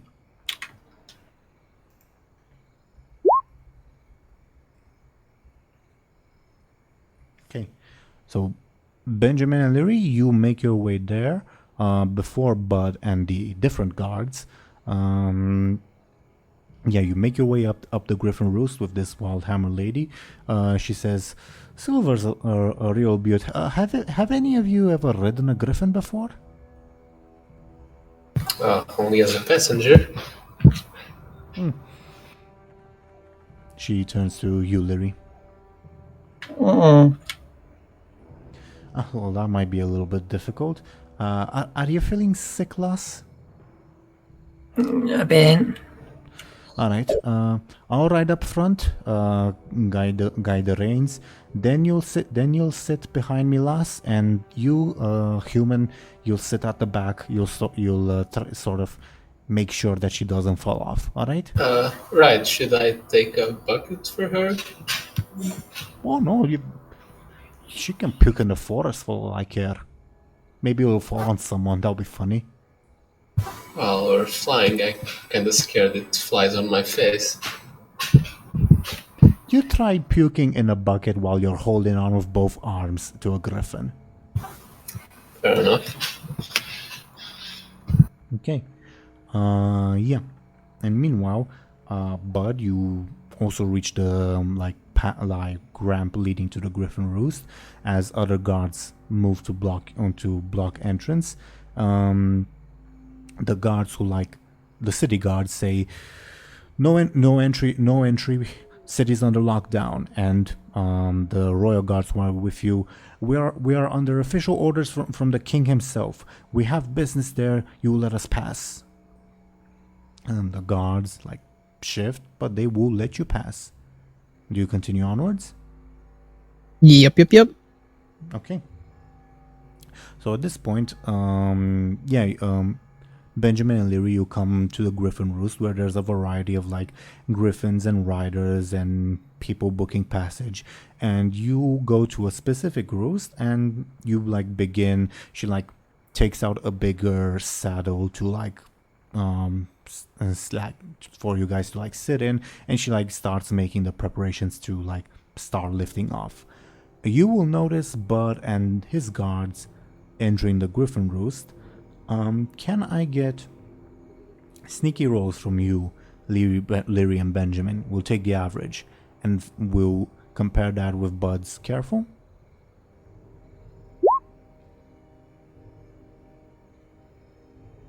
Zelris, Buhd? Okay, so Buhd, for the moment, you don't see them. The guards who are with you says, "Everyone stop right there. City's under lockdown." The Griffin Rider that's with you, Benjamin, says, "Shit, they got here fast. Come on. I guess I try to help however I can. No, not that train. You take that train. Come on." Yeah. And as you make the last bit of preparations, which will take a couple more seconds. But what do you do as the guards like look around to see if anyone's coming? Like their focus is more on whether someone might still be coming to the roost, not whether someone is in the roost right now. Okay? Yeah, Bud would, I guess, look around, I guess, in the meanwhile. Can we get another careful from Bud opposed by sneakies from Lyri and Benjamin?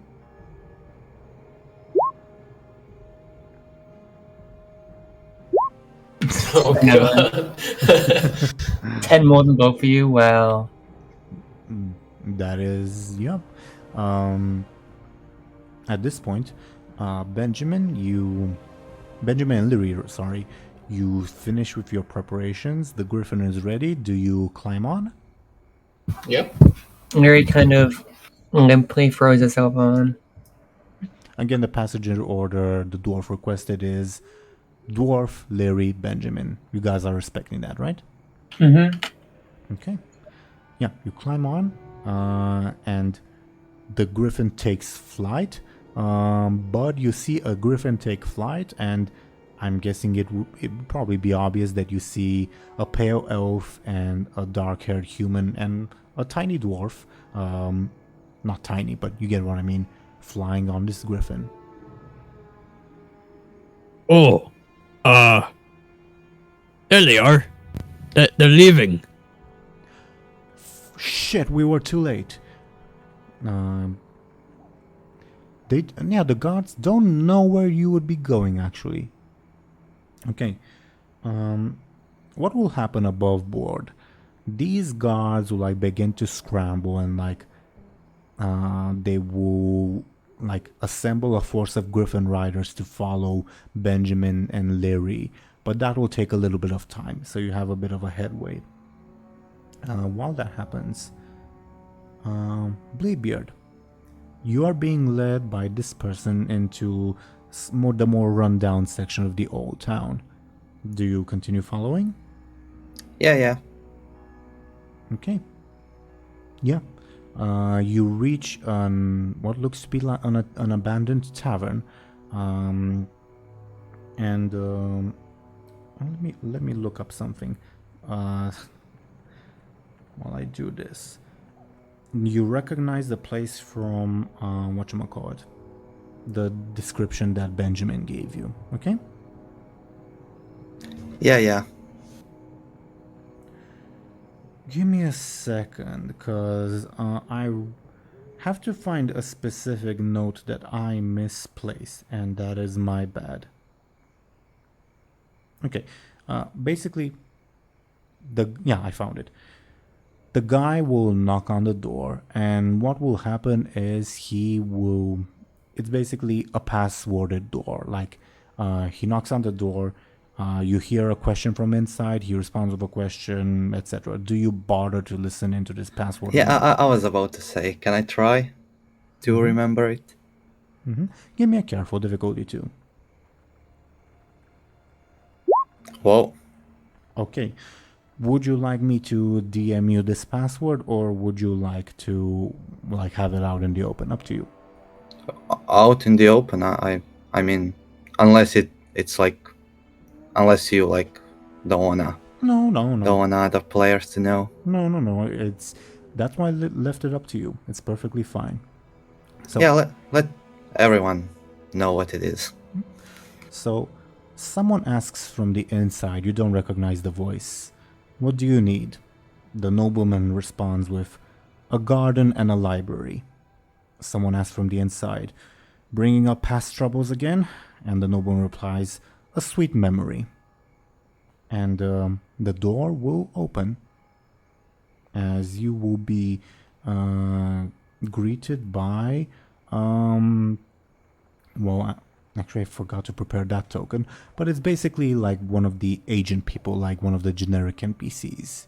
And the guy that's with you will say, inside please. Alright, I go inside. Give me a second. Inside, you see the rundown tavern itself, and at its again, give me a second to place the things on screen. You will see, first of all, someone familiar sitting down. Oh, there they are. This lovely lady. She is sitting down at one of the tables, and she appears to be having a drink with someone who is tied to the chair. And the person that is tied to the chair is, let me find that person. Sorry. Yeah, it's this gentleman. Oh, it's that her brother? Yes, it is. Oh, great. Okay, so as you are led in, the red-shirted guy that's with you says, I've brought visitors, deal Elswith, and she looks at the door and makes a very annoyed face and says, what the hell, what were you thinking? This isn't the time for, and then red-shirted guy says, but what better time, my dear? Now, do you want me to leave the four of you actually, the four of you alone? You know I'm not really supposed to be seen around here. Yes, get the hell out of here. And he will exit the tavern itself, as you are left with Elswith, her brother, and an agent person not named NPC. Okay? Yeah. So, which one of you is Benjamin's uncle? They look at each other, Elswith and her brother, and says, none, dear. Take a seat if you'd like. Yeah, alright. The other agent person stands at the door and locks it. Okay. As you take a seat, she says, would you like a drink, dear? My brother isn't a big drinker, as you can see. Oh, but I am. Yeah, of course. This is a pub after all. Right. She will motion with her hand for the other person to bring you a drink. Meanwhile, the brother is staring at you with a scared expression. He looks very scared. Oh wait, you're the guy that we met. Good to see that you look fine. I wish I was. You're not? I thought you were dead, honestly. Well, I guess that's not as bad as this. He tries to move around, but he's tied down to the chair.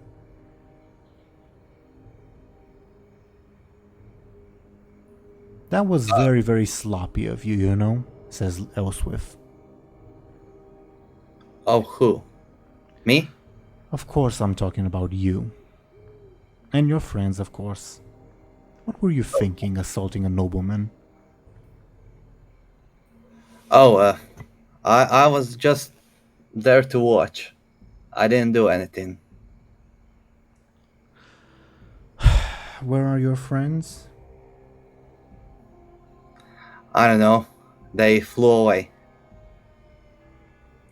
I believe Benjamin is in it to save his father or something from his uncle. Well, then I suppose he'll be dead by the next sundown. Oh, how so? We're preparing an ambush, you moron. Ah, great. Mm-hmm. So, what are we to do with you, dear Captain, dear assassin? Assassin?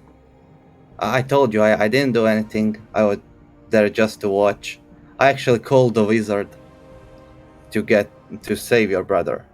But you see, the investigation will eventually reveal that poor Morovi Alarian was assassinated by a group of warlocks, aided by a bunch of adventurers from Stranglethorn, including a pirate captain and a ogre of all things. What a party you've gathered up. Yeah, quite a party. There was also a mummy. I need to find him as well. A magical space mummy. Right. So, why should I not kill you right now? She says as like a servant brings you a drink. Well, as in he brings a bottle and mugs. All right, I pour myself a drink. If you drink, it is fine wine. Oh yeah, I'm a wine expert.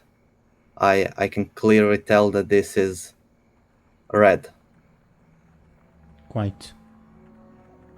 You haven't answered my question, dear Captain Bladebeard. I will answer your question with another question. Why would you kill me? Because you're a danger to us and our plans. Dear Andor felt sentimental about his nephew, and that's why he decided to give you people a chance. Now that you've failed, I see no reason why we should keep you around. I don't see why wouldn't you want to keep me around. I mean, I am a very skilled individual. And a very dangerous and unpredictable individual who has gone back on his deals in the past.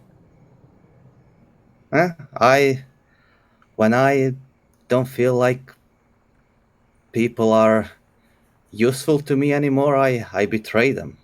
I think that makes sense. Definitely.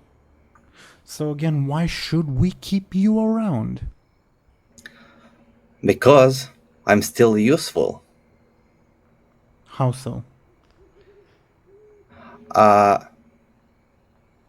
King Varian still thinks that I'm a good guy. That's not of use to us. That's actually a big detriment to us. I mean, you used to have Clovis, right? But now he is seen as an evil conspirator. I can be his replacement. I can do the same things that he can, and actually better, because he's dumb. You see that you've like hit a nerve, like you've clearly stumbled on something, like a very relevant subject. And she says, Clovis was higher up in the SI7. You are a smuggler. You are nothing. Not really nothing. I am a hero of Stranglethorn who came here to Stormwind to get his reward, I guess. You know, the whole story that we tell about Khadgar and stuff, it's actually true. Yes, I know. You're not the one you need to convince about that. Meanwhile, during this, like, her brother has just been, like, staring horrified between the two of you.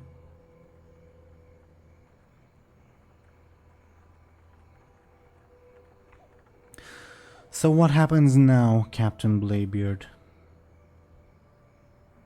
I see two options.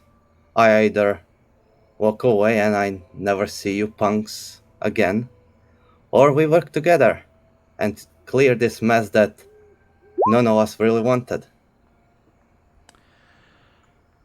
Give me a careful, but I'll oppose with her forceful, which is much higher.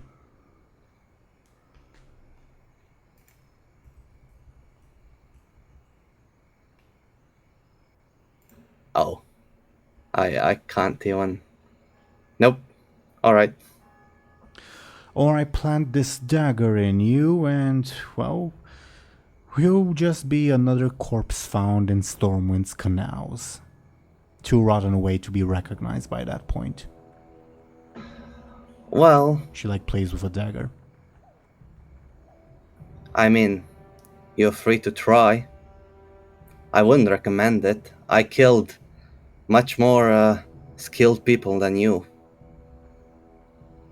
Have you? Well, until then, enjoy the rest of your wine, good captain. We'll see. Your fate is not just up to me, unfortunately. We'll see what happens depending on your comrades. Alright, so is this whole meeting done then? Oh no, you will not move from that spot.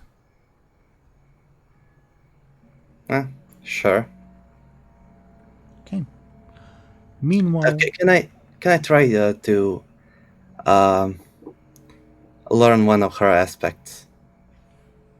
of course you can. Of course. As you we're can. talking, I Mhm. try to read her. Before you roll, let me look up her sheet so I can establish the difficulties, because I don't have her sheet on hand.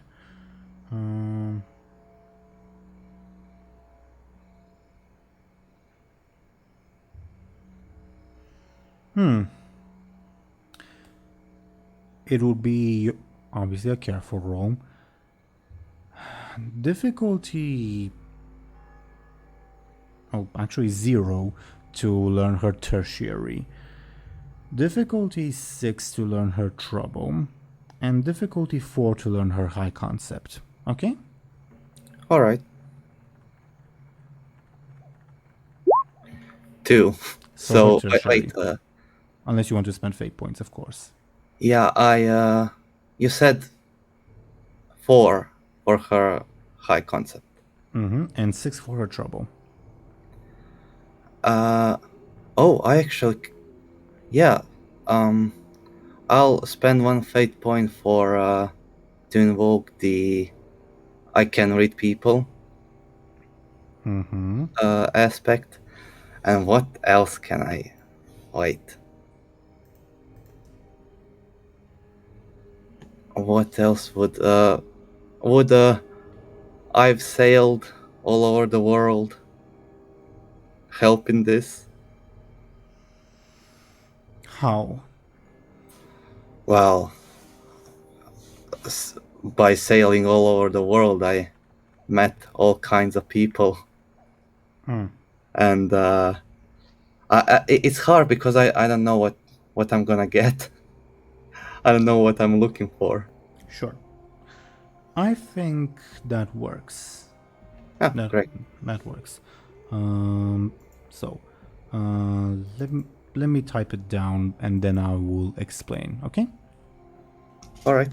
Also, I'm fate pointless. This is a good time to perhaps, compel Bladebeard to do something very pleasant. All right, time to get payback. Compelling his professional kleptomaniac. Perhaps, Ellsworth has a nice piece of jewelry on her. Who knows, and Bladebeard, kind of got his eye on it and wants to take it for himself. Okay. Bladebeard is obligated to accept. Now, as to Lady Ellsworth's trouble. Her trouble is called the world is crumbling around her. And basically you realize, the more you talk to her and as you, listen to her, subtle facial expressions and all that, she's not... Or she projects an aura of, oh, I'm a scary person, I'm imposing. What you actually realize is that she is very, very afraid. And you think, oh, is she afraid of me? And then you realize, oh, not necessarily. She's afraid in general. She's a very paranoid and very desperate person. Make sense? Yeah. So while she projects this aura of strength, it's actually more or less a facade at this point. All right. Benjamin compelled you to... do you have a preference for the piece of jewelry, like necklace, bracelet? Any preference? Let's go for the... Let's go for like a necklace or something, I don't know. It's not another model. I thought it was. Let's say it's like a pin to hold like that fluffy neck thing or whatever. Okay. Does that So meaning that if you take that thing falls off. I need to take a closer look at her model because I'm not 100% what you're referring to. But is it clear to you, Bladebeard? DoomGoblin? I need to steal something that's around her neck, right? Mm-hmm. Oh, okay. Do you need me to like enlarge her picture, DoomGoblin? No, I zoomed in. She has like that cloth thing that vampires have, yeah. Yeah. But before we resolve that, Benjamin and Lyri, you're making your way on this griffin. Can both of you roll me careful checks to see how well you hang on? For Benjamin, difficulty 2, Lyri, well, higher than She's that. dead. Benjamin, you hold out fine, and like with the excess, I'll say you manage to like hold Lyri in place because she's between you and the rider. Okay? Fair enough. Okay. You make your way. Lyri, this is probably the first time you've ever flown. It's spectacular, but also terrifying. What's going through Lyri's mind at this point? She's very, very nauseous. She don't really think about anything right now. Okay. Yeah, Benjamin, you see that Lyri is not okay. And this will probably be like an hour or 2 hour long flight. Probably, Yeah, I guess. Probably even more because the griffin is like very burdened. I guess I'll just do my best that she doesn't fall off and die. Sure. And roll, give me a second. Okay. I'll roll a quick to see how fast you guys are moving versus Stormwind's griffins.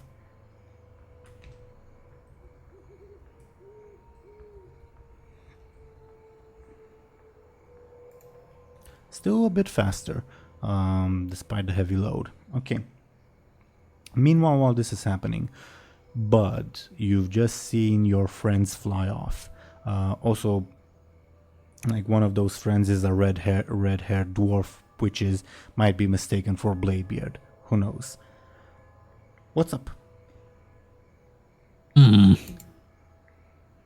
Well, that didn't go well. John, like the guards around you have like run off to like requisition, not requisition, but alert the Griffin riders to go and chase them down, etc., etc. John is still with you, and he just looks bewildered and says, "What now?" Well, well, they escaped. King ain't gonna be happy about that, but, well, the evil grouchy ladies are gonna probably get punished for, making my people slaves, so not good. Your people slaves? What? Yeah, I didn't get to explain it that much, but, my people have been enslaved by noble woman and, forced to fight for her, but Buhd is gonna free them, and they are gonna be back at home in Feralos. I wish you the best of luck, Buhd, but that seems like a fairy tale at this point. What's to be our fate given this mess? Well, so far I'm pretty good places with the king. And I guess I'll help them out and be a hero. And I'll make sure you're safe, cause you're a dead person in big city, and they're very scared of dead people and ogres and who's a what's its. So yeah. Yeah, I lost my bathrobe too. When that guy took me, I lost it. Oh. Well, we'll get you a new outfit and make you spick and span. We'll make you a nice pirate outfit. Right. At this point, the like 2 guards that were with you after they've like called upon the Griffin Riders, they'll return and say, "Any idea where they might have gone?" Well, You have no idea, but feel free to talk. They could have gone back to Buhd Bay, but that doesn't seem likely if evil, angry person is trying to get Benjamin's relative. So, I don't really know. Well, maybe... Oh, they could have gone back to Lord Roswell's place in Westyfall. That's days away. I don't think the Griffin could go for that long. Let me roll one of the guards clever to see if they realize something.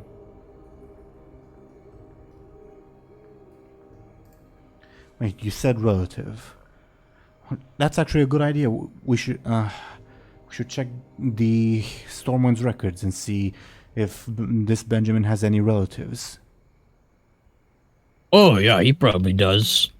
Everyone has a mommy and a dad, and I don't know if he has any siblings, but yeah, I think he does. Oh, but yeah, he definitely has blood relatives. The other guard would say that'll still take us several hours, but the first guard would say, "Better than nothing. We don't have any other leads." And the second guard will sigh and say, "Oh, come on, we should probably take you back to His Majesty." Okay. Come on, John. We're gonna go back to King Place. Right.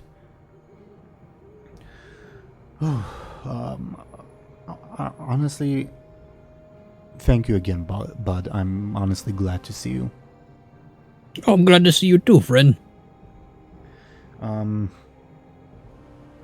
me roll something first to see something.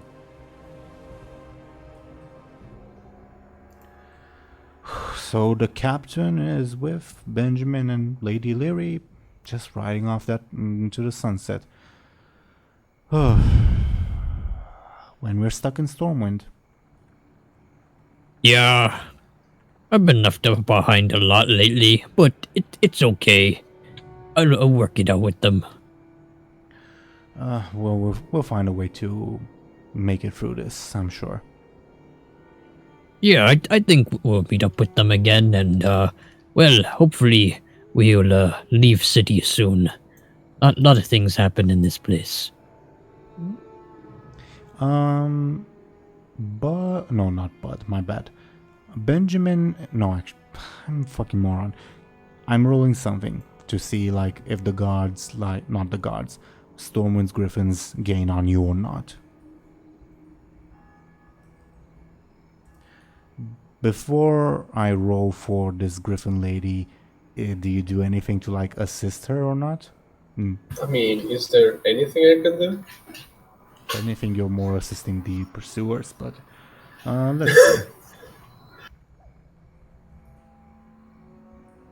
She still manages to gain distance. Let's say they are very like the Stormwind's Griffins are like Griffin guards are like very startled by this sudden summons, and they're not able to like coordinate very well immediately.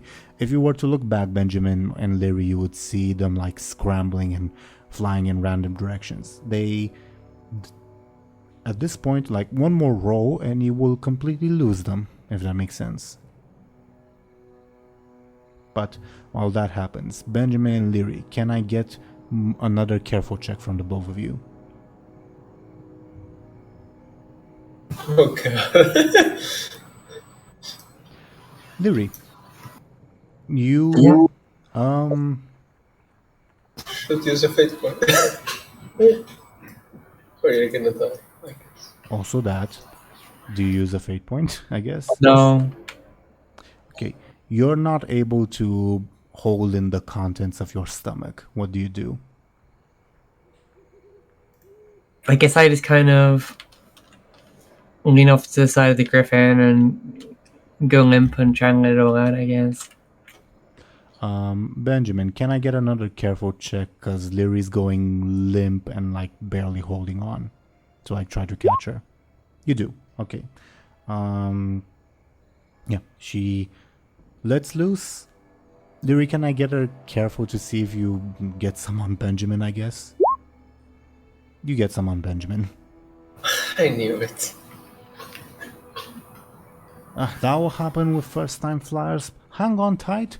After we clear the guards, it'll be a smoother flight.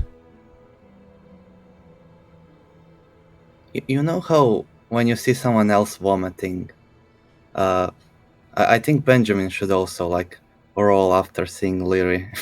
Are you compelling Benjamin? He doesn't have anything to compel, so no. I mean, who knows? Doesn't he have anything to compel? But it's up to you. No, no, nothing that makes sense. But if Thompshire wants to, like, just roleplay and say that he starts vomiting. I mean, if Lyri pukes again, I'll puke as well. That's the deal. So you are puking as well? No. If Lyri ends up puking again, I'll puke as well. Lyri did puke though. No. I'm saying if she does it again. Oh, I'll... my bad. Okay. Okay. Meanwhile, good old Bladebeard, you have been compelled to steal Elswith's neck thingy, which I'm sure has a proper name, but I can't remember it for the life of me. And she's like playing with the knife, which you now realize is more of a nervous tick, and you have your drink in hand. What's your plan? Intent, etc. Well, I guess I need to steal that. So we're just waiting here, right, for someone else to show up. Well, news. Don't worry, it should only be a couple hours. Ah, all right. Would you guys like some music while we wait? No. Come on, you seem a bit on the edge. Music could help. And She I'll like gives you a look like, what are you implying? She doesn't say that, but she gives you that look. I'm going to take out my hourglass thing, and I'm gonna tell it to play like my memory of some bard playing like a saxophone, something smooth, something slow. Can you give me a careful check difficulty to see how well you remember that song? Because you know how like you bungle up lyrics with your memory or like the rhythm, etc. sometimes. Yeah. All right. Yay, 0. It's to you, it sounds like just as beautiful as the way you heard it for the first time, but to everyone else, it's incredibly off-key. What is that? Says Lady Elswith. What's that device? Oh, it's music. It's love. That doesn't answer my question, you dolt. Feel what? Oh, the hourglass. Yeah, it's magic. Explain it to me now. It's magic. I tell it to do something and then it does. Now I told it to play music. Magic hourglass. Play She like cites the name of some classical song that sounds very, very fancy, and the hourglass doesn't respond. Yeah, it only listens to me.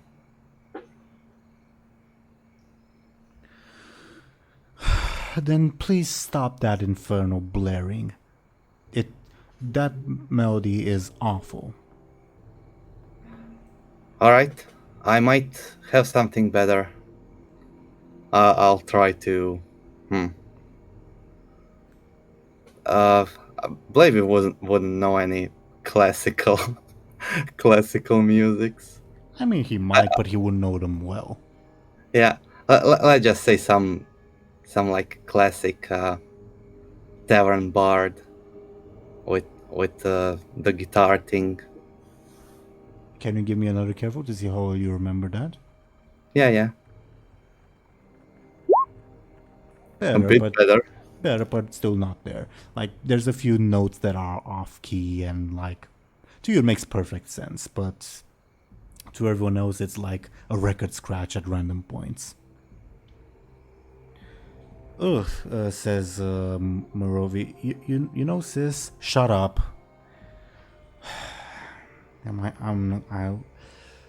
Why couldn't Clovis or fucking be there in my place? Is she drinking wine? Right? No, she's playing with her knife. You're the only one who's been drinking wine, even though like a mug has also been brought for her. Come on, it seems like we're gonna be here for a while. Drink up. Oh, shut the hell up already. Come on. It's getting really boring, and everything is more fun when you're a bit drunk. We're not here to have fun, idiot. Come on. What's the point if you're not having fun? There is no fun to be had here. You're a hostage, as far as I'm concerned. As far as I'm concerned, I came here as a visitor. I wasn't brought here by force. Sure, that's why she catches herself. That's why that person brought you here, right? As a visitor. Oh, I actually intended to come here on my own, but I ran into him and he knew where you are, so I just went along. She like stops fidgeting with the knife for a moment when you say, "Oh, I actually intended to come here on my own." So she like turns her full attention to you and says, "And why is that?" I just want to talk, to clear things up. It seemed like we both fell into this mess unintentionally, and I think that we can resolve some stuff. Can you give me a careful check difficulty 4? Oh, finally. When you say we both fell into this mess unintentionally, you see her like twitch a little bit involuntarily. You've clearly hit a nerve. But she doesn't reply to that point.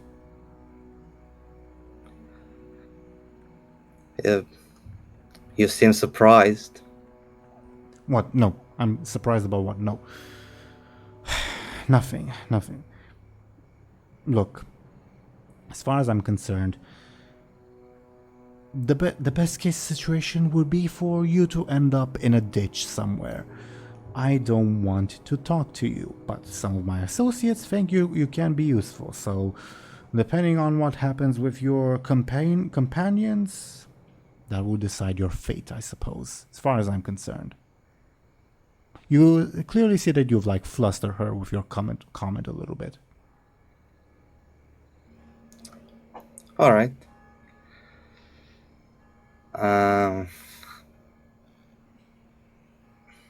I guess I'll just. I need to steal that thing from her. You do. Well, Yeah. Thompshire, let's clarify a little bit the terms of Bladebeard's compel.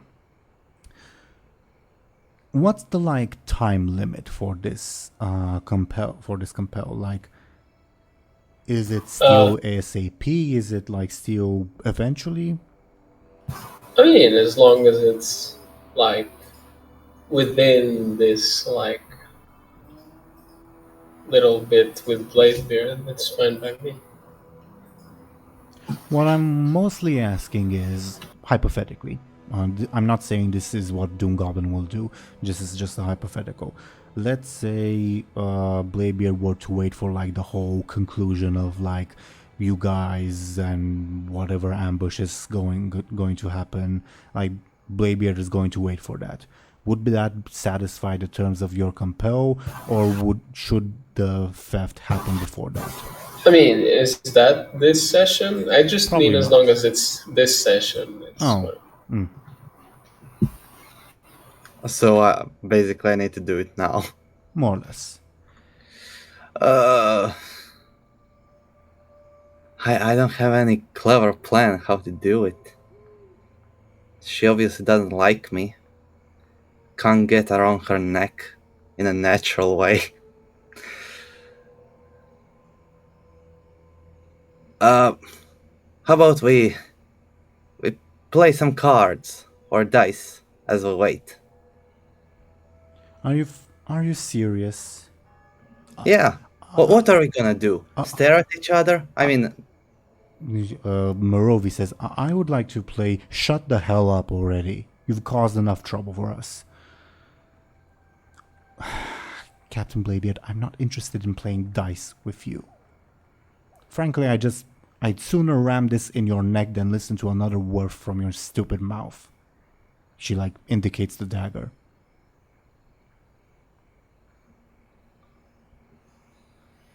come on. You don't think you can beat me? You scared? Is that it? I am not scared, and don't you dare imply that. You're implying that yourself by not accepting my challenge. Give me... I guess this is sneaky by the loosest definition of the word, because it's sort of reverse psychology. Give me a sneaky and I'll oppose with her careful. 4.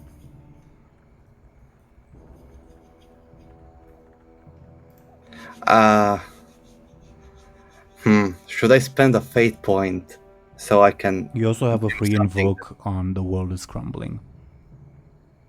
Oh, sure. So She's on edge. She would like to get her mind off things. sure, but tie on an overcome, because this is an overcome roll, means you succeed at a negative cost. Sure. Okay, I was hoping you wouldn't accept that, because now I have to think of a negative cost. But you are spending that, correct? Yeah. I need to spend fate points. Either a fate point or the world is crumbling around her. Yeah. I'll do her aspect. Okay. Again, for everyone listening, you guys can like spend fate points to compel NPCs, of course. So keep that in mind. Sure. The world is crumbling around her. So what's the negative thing that will happen?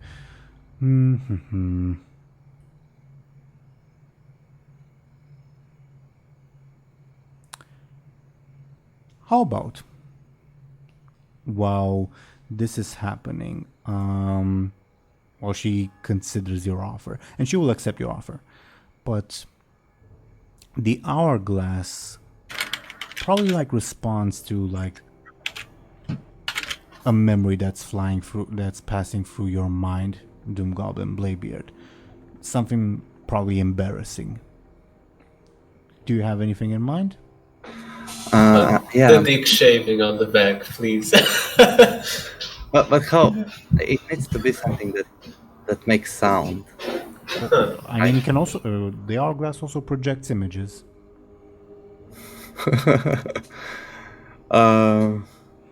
But what? It would show Bladebeard? Can I make a memory of myself? Yeah, it would show Bladebeard, in this case, lying on his front as someone, either, I guess, Krena or Isla shaves that onto your back. He doesn't remember Krena doing that, so I guess it has to be the other one. I'm. It's up to you if you also remember if Isla did that or not to you. I can't think of anything better, so let's go with that. Sure. So as she appears to ponder that, and she will accept, because you succeeded on your roll, but like you are momentarily your encounter with Isla stirred up some memories, and the hourglass responds to that and shows a naked Bladebeard and a naked Isla, with Isla shaving that onto Bladebeard's back. Elswith and Merovi look just speechless. Oh, yeah. I usually skip that part of the song. Wait, and I'll try to fix it. Tell it to play something else. And it will, but before that, Elswith bursts out laughing out loud. Merovi looks scared and then begins ha ha ha laughing as well, as in should I laugh, should I not laugh, because he's very scared. What's your reaction to people laughing at you?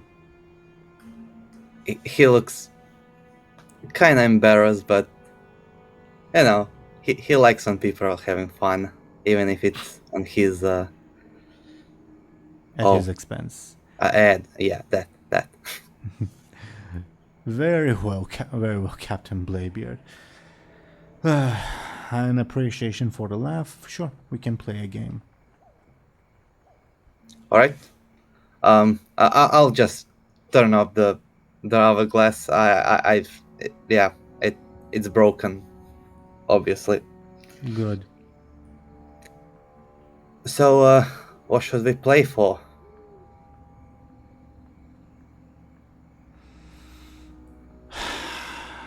I'm not letting you out, I'll tell you that much. If I wanted to go, I would already, but yeah. How about if I win, you give me that cloth thing you have around your neck, that fancy people wear. Are you fucking pirates? Fine. If I win,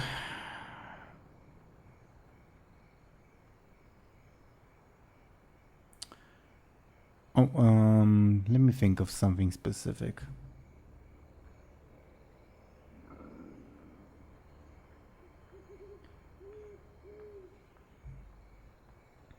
You will tell me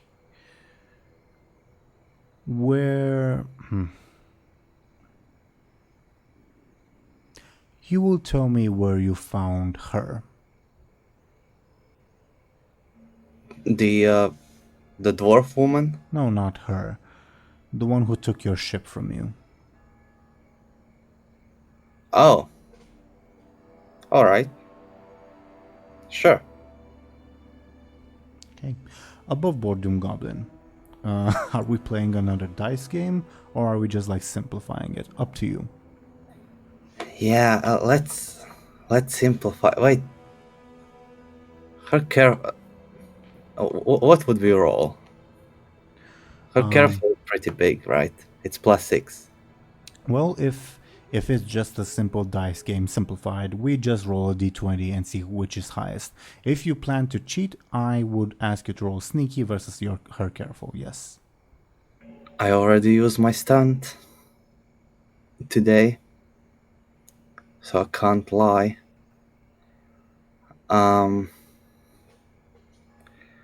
Oh boy. I might get lucky. It's just 2 difference. Sure. Let's play normally, and then if I lose, I'll cheat. Okay. Right? Okay, sure. Would that work? Sure. Can you roll a d20? / roll space d20. Oh no! What? That happened. Yeah, natural 1. Would you allow me to? Yes, I Cheat would. I would allow you. But it's 1. Again, we're not like. Again, we're not, since we're not going to the specifics of the dice game. I'll say you, I don't know, quickly replace the dice or play a loaded dice or whatever. So give me a sneaky and I'll oppose with Elswith's careful. Or it can be that I like tell her like something like 6 6s, even though it's impossible, right? Sure, Liar's Dice is a bit more difficult to cheat at because you have to reveal the dice set, but the dice at the end. But anyway, same idea. Roll your sneaky, I'll pose with Elswith's careful. 4.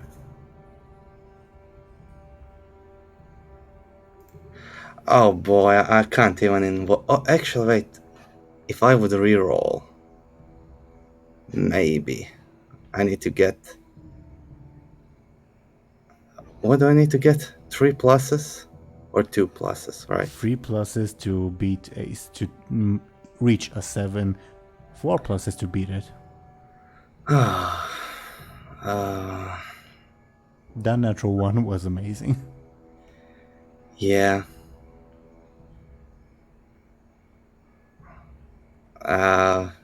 Sure.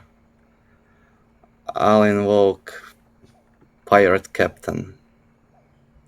Okay, and you're using it to reroll, correct? Yeah.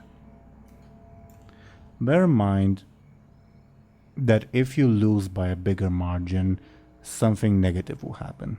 Okay? Yeah. Do you still want to do this? Yeah. Okay, then please reroll. 5. But yeah, I lose. I got nothing unless someone would compel me.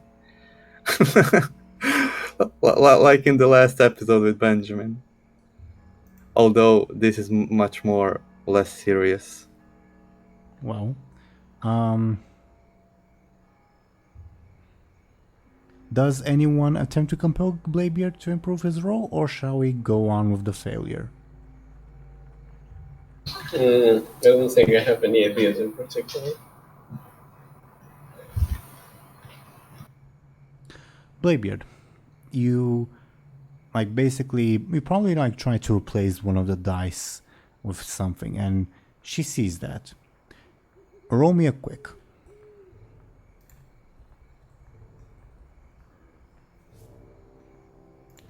She stabs her dagger into your hand. Ouch! No cheating, Captain Bladebeard. But if you're not cheating, you're not trying hard enough. You know what I say. I believe you lose. I'll try to pull the dagger out of my hand. Oh, she removes it. It was just to prove a point.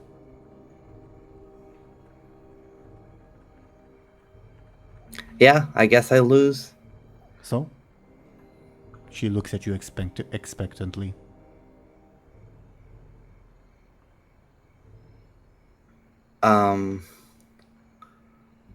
Well, how can I use this to get her fucking necklace thing?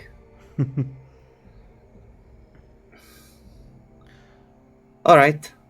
You wanna know about Zugalga, the troll witch? Quit with the theatrics, Captain Bladebeard. Well, our deal was to tell you where I found her, right? She gives you an exasperated look, but says nothing.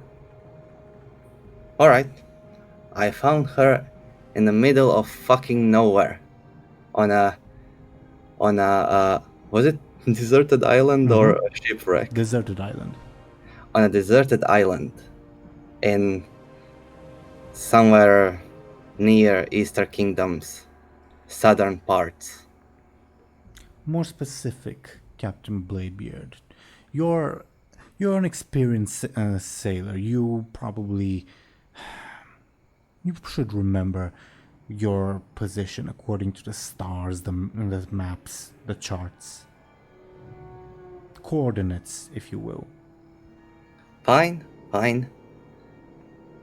I'll tell her what I remember. You're being truthful. Yeah. Can you give me a careful difficulty, probably 2 or 4? Let's say 4. Oh boy. Well, you give her as truthful of information as you remember. She makes a face and says, "Well, for what it's worth, thank you, dear Captain." I don't know what it's worth to you, but she's dead. Her whole plan failed because of me. But yeah, she's dead. And she's gonna be forgotten. She tried to be a god. But now, she's just a dead troll at the bottom of the sea. Yes, that was very well done. The one thing your companion Lyri did well. We did a few things well. We defeated the Death Knight twice, actually, in like a same minute. There were 2 of him. One was the orc, and one was a human version of him. Yeah. Fun stuff. Also a huge dragon. Right. Meanwhile, I'm going to roll once again for the Griffins.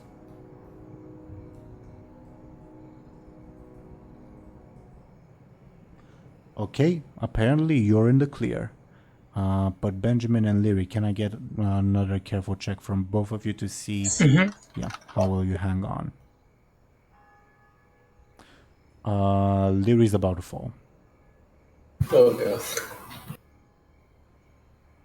What do you do to prevent that, Benjamin? Well, I guess I try to grab her and stabilize her. Give me a careful, another careful, I think. You barely make it, but you do make it. Lyri, you started to fall and then Benjamin caught you. Do you like wrap your arms around the dwarf or try to hang on better? What do you do? I don't have much energy left, so no. Lyri feels very limp in your arms, Benjamin. You need to do something fast. If only I had some rope. What's that? Do you have some extra rope? Are you mad, lad? No? What's the issue? Well, she keeps just falling off. Oh, light's sake. I'll land me Griffin, I'll land it. But if we land, the guards will catch up on us. We should be far enough away to buy a little bit more time. What are you telling me? You can actually tie someone while also holding on for your dear life? Well, I can try. So above board, you can land, which will give the guards another chance to catch up to you. Or you can try this maneuver mid-air, risking the both of you. Yes, I'll do it. Okay. Give me a careful difficulty 4. Yes! I'll use a fate point, I guess. What are you invoking? Oh, Benjamin. I'm invoking Too Handsome for my own good, because that's why I learned to use some ropes. I don't know. Sure. That's an explanation, sure. I mean, it's not my fault, really. I just read some weird papers. Sure. Yeah, what do you tie Lyri to? I guess since... What would make sense? I guess... Can I try kind of tying her to the saddle, or is that just not possible? Sure, you can tie her to the saddle, but it might mean like worst case scenario, like she ends up like dangling from the griffin as you guys fly. Well, as long as she doesn't fall and die, I guess that's okay-ish. Sure. I will mention because like that's the aspect you invoke, etc. Like the way you tie Lyri is slightly inappropriate. Yeah. Sure. The dwarf is too focused on flying to object to you or anything. Thank God. Or even notice, actually. Does Lyri notice? No. Okay.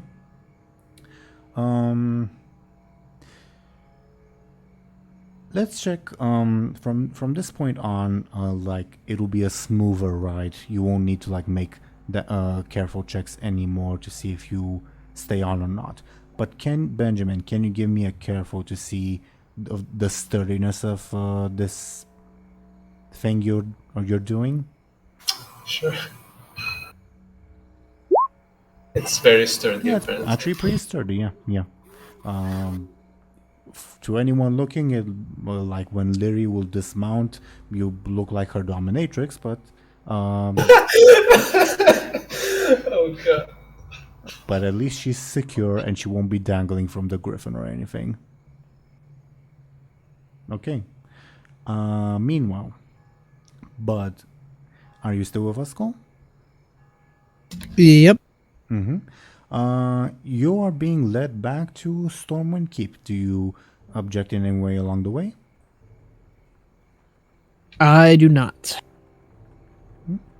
You will eventually be greeted by well, actually, let's not Deus Ex Machina it. Let's actually roll to see if that happens. Can you give me a sneaky roll, please? I can. Okay. Yeah, you are greeted by the same red-shirted man that greeted everyone else. You don't know him. He like walks in front of the group and like purposefully stops in front of you. And the guards look at him and say, Lord Erickson, what are you? And he'll say, I have urgent business with good Captain Buhd here. We're on... The king ordered us to... Sergeant, I'm on the king. I'm working for the king at the moment. Move aside. Buhd? Well, why don't we both go to the king? We're not going to the king. I said king's business. Why? Do you question his majesty? Is that what are you doing? Are you questioning him? Because I thought that we were going to him. I'm bearing direct orders from him to take you somewhere else. Where are we going? That's for you and I to learn to know alone. Dismissed, guards.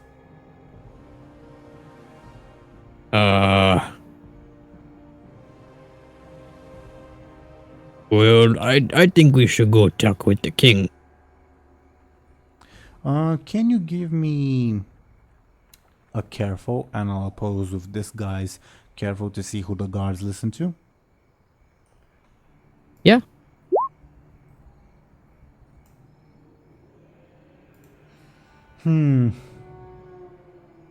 Should we... I don't know. I guess this is technically an overcome roll, which you succeed at, but at a negative cost. Or should we reroll? What do you think, Skoll? Let's go try a negative cost. I want to see where that goes. Okay. Negative cost, negative cost.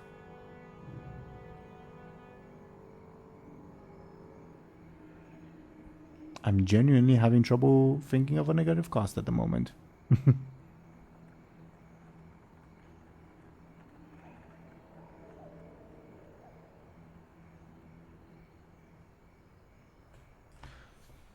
Oh, let me look at something. Give me a hot second. Okay. Yeah, I think I know.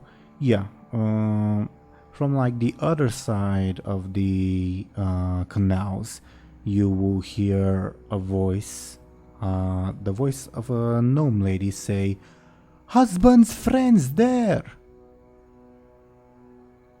As you will see, a little gnome point at John and rush in your direction that I'll put on screen momentarily.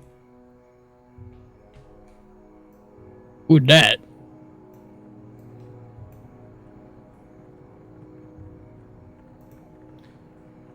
This lovely lady and this lovely lady. Oh, she doesn't have a red circle. Oh. Yeah. She does not. She is like opposite you guys, so it will take a while for her to reach you, but she's running as fast as her legs will carry it in your direction.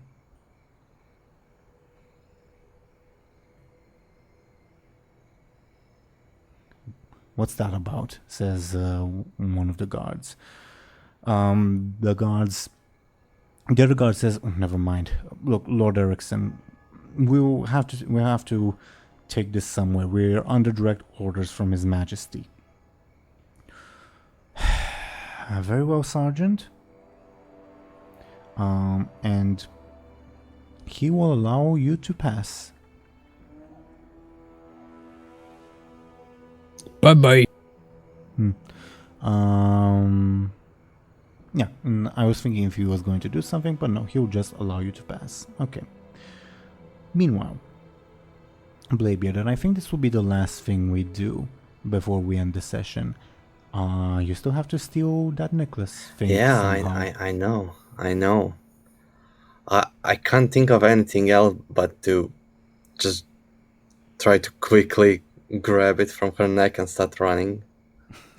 I don't have any other ideas. I mean, I can try to do it sneakily, but it's not gonna be very sneaky. There's only, 4 of us in the room, and she has her eyes on me at all times. I will say that she sometimes is preoccupied with playing with her dagger.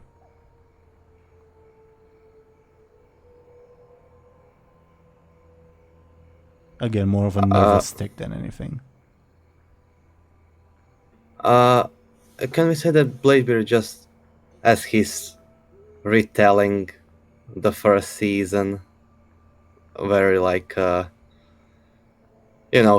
he skips some details and makes himself look cooler than maybe he was at some points. He as he's talking, he's like walking around the room.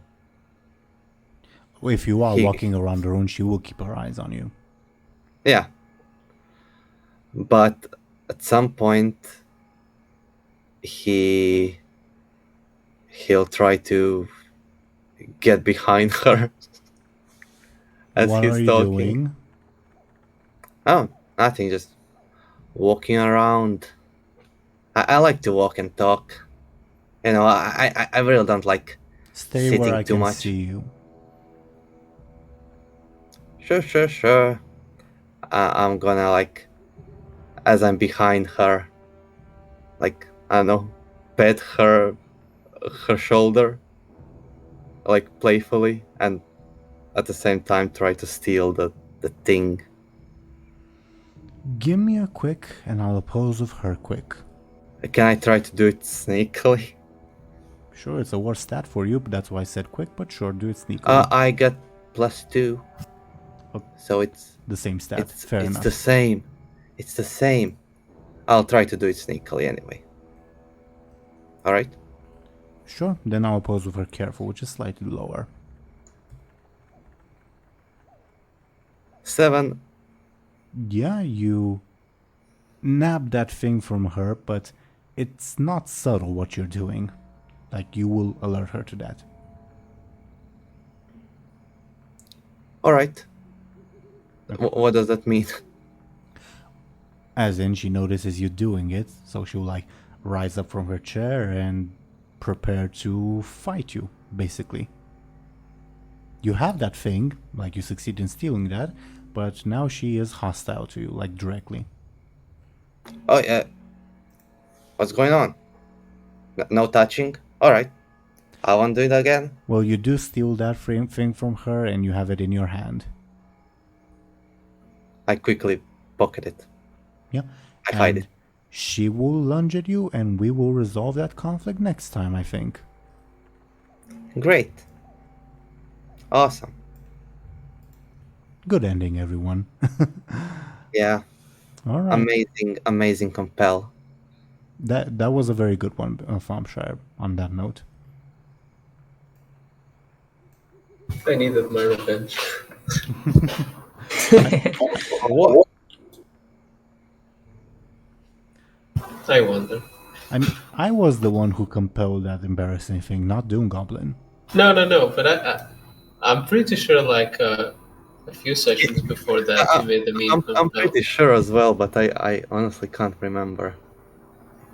What did I compel you? That was bad. Just a hunch to have my revenge. That's it. All right.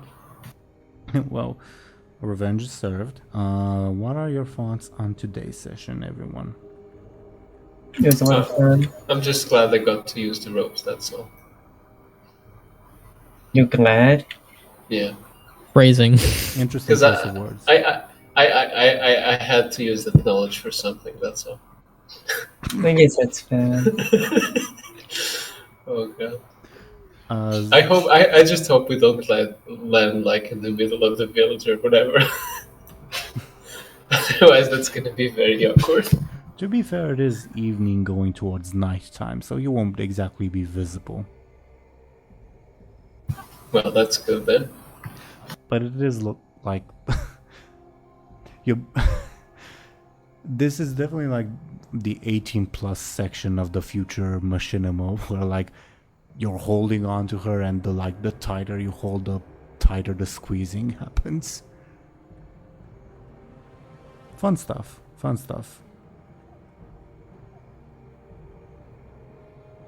And unless you have any objections to that, Thompshire and Zelris, if you have any objections to that. Wait, what? Sorry. Did I cut out or something? No, I can just space that.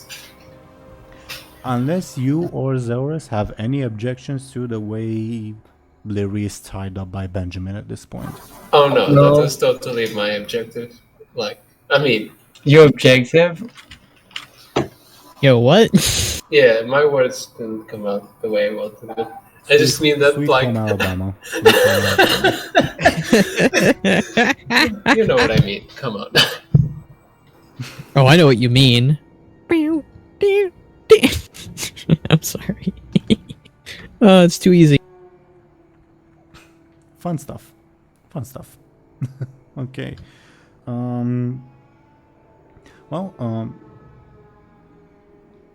Above board, Lyri, Zelris, the deep run tram is operational at this point. Oh. Boo. Too late now, but also Benjamin's relatives aren't via the deep run tram. But there's that. Other than that, yeah. I'm honestly surprised that you managed to rescue John. I was expecting him to become a casualty this episode, being completely honest. Good on you, Skoll. Good on you. I didn't really plan on saving him, but he just was kind of like, oh, hey, it's John. Okay. Hey, buddy. Mm-hmm. Oh, I actually forgot to do something that I'll do next episode. That'll be fun. Okay. Yeah. But other than that, yeah. What are your thoughts? Like regarding any specific parts, your specific segments, all that, etc., etc. I just want to say that my plan worked perfectly. I managed to get Lyri and Benjamin out of town, and I managed to get a meeting with the bad guys. I wasn't planning to be forced to steal something from her, so that didn't go as I planned. But we'll see in next episode how that turns out. And as hinted in the previous episode, Morovi is alive for anyone who cares about him. No one cares. I guess his sister. Well, as in, I guess it is relevant in like proving your guys' innocence, because the guy you supposedly killed is alive. Yeah, and tied up by the evil dudes. Sorry, I didn't hear that. And tied up by the evil dudes. True, including his sister. Benjamin doesn't know this. Well, maybe he suspects it up to Thompshire, but he will be ambushed when he arrives, which will be fun. Oh wow, they're already there. How's that possible? Or were they already there? I mean, they do have a mage who can teleport people. Oh, right. Damn it. Yeah. I'm shocked that the ogre thing went well between the noblewoman and Varian and Buhd. I thought that was gonna be a dud. Yeah, good on Lord Roswell Jr. I like him now. Yeah, he's. I was not expecting him to be like, "Yep, I did it. I'm not proud of it. I'm tired of dealing with you type of people." It was a good moment for him. He is not his father, but he is not necessarily a good person either. True, but he did do a good thing, so it's like, okay, good job. You're helping. The ogres might actually roam free. Hopefully. I guess we'll see. Yeah, I did. Yeah, my plan was Roswell will sort of be the keystone of whether Buhd you'll be under arrest or you'll be free to go, and was dependent on whether you or Lady Whitley would convince him. So you succeeded. Good on you. Yeah, I didn't think it would go that well. I kind of just thought Buhd would call him out and that would be it. And Buhd might have been arrested or, placed back into the care of Lady Whitley, which, oh no. I honestly hoped that would not be the case, because that would just be, okay, go shove off back into your cell. Well, there would be stuff. I'm lying. There would be stuff going on, but it would be more monotonous than what everyone else is doing. Yeah, I don't really want Buhd to go back into the ogre cell. I like the ogre scenes. It's just not as fun when it's just Buhd. Mm-hmm. You guys have a habit of splitting apart, and I predicted that would happen. But I wish it didn't. But it is what it is. Anyway. Yeah. The main reason why I had Buhd be skeptical is I think Bud's kind of getting sick of getting captured by being taken from one place to the next. So he's very skeptical of people in the city now. Understandable. Sure. Anyone else? Any other thoughts before we go into our shoutouts? Guess not. Sure. Should roll some dice in the background.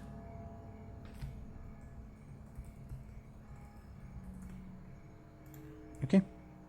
Well, dear viewers, thank you again for watching and listening to us. I will ask these lovely people to talk about themselves and how lovely they are and talented and all that. I rolled some dice in the background, And the dice have decided that Zelris should go ahead first and talk about herself and what she's doing, etc., etc. Can you please go ahead, Zelris? My name is Zelris, and I make World of Warcraft machinima. And that's about it. I put stuff on Twitter sometimes, and it's cool. And that's me. It is cool. Your machinima is cool. Thank you very much, Zelris. And next we have the owner of the channel you all are watching this on, Sir Thompshire. Can you please go ahead and talk about yourself and what you're doing? Hello. Well, you're already here. You know what I do here, so make sure to also check my Twitter, where I post renders for this campaign, as well as some other random renders or just random designs I feel like posting. So yeah, give that a look. Do check Thompshire out. Thank you very much. Next, according to the dice, we have DoomGoblin. Can you please go ahead and talk about yourself and what you're doing? Yeah. Hello. It's me, DoomGoblin. I draw stuff. And yeah, you can check me out on Twitter. Yep. Or on the other links you see on screen and in the description below. Yeah. See ya, guys. Thank you very much, DoomGoblin. Next, we have Skoll. Can you please go ahead and talk about yourself and what you're doing? Yes, I can. I'm Skoll Shorties, and I create videos mostly pertaining WoW, ranging from machinima to talking about the lore and story, to talking about what ifs and all the other stuff. I do other things other than WoW, but that's more of a rare case, and currently working on some machinima stuff, but I'm also working on, well, not really working on, but like anticipating the next chapter for Warcraft, and probably gonna react and talk about that stuff soonish. Oh yeah, this episode is posted after that announcement will have come out, everyone. So check out Skoll's inevitable videos on that subject. Thank you very much, Skoll. I was your Dungeon Master, Game Master Teeironor. I do this series, I do another series in the Homebrew Universe, Legacy of the Rimland, which is a lot of fun with a different bunch of very lovely people, and I invite you to check that out as well. Other than that, thank you once again, dear viewers, for watching and listening to us. We'll be off next week because of holidays in my country, but we'll be back the week after. So, yeah, we'll see you then with another chapter, I suppose. I was about to say the resolution, but you never know. With another chapter in this little story. Thank you again for watching and listening to us, and we'll see you then. Goodbye, everybody. Bye. See ya. See ya. Bye.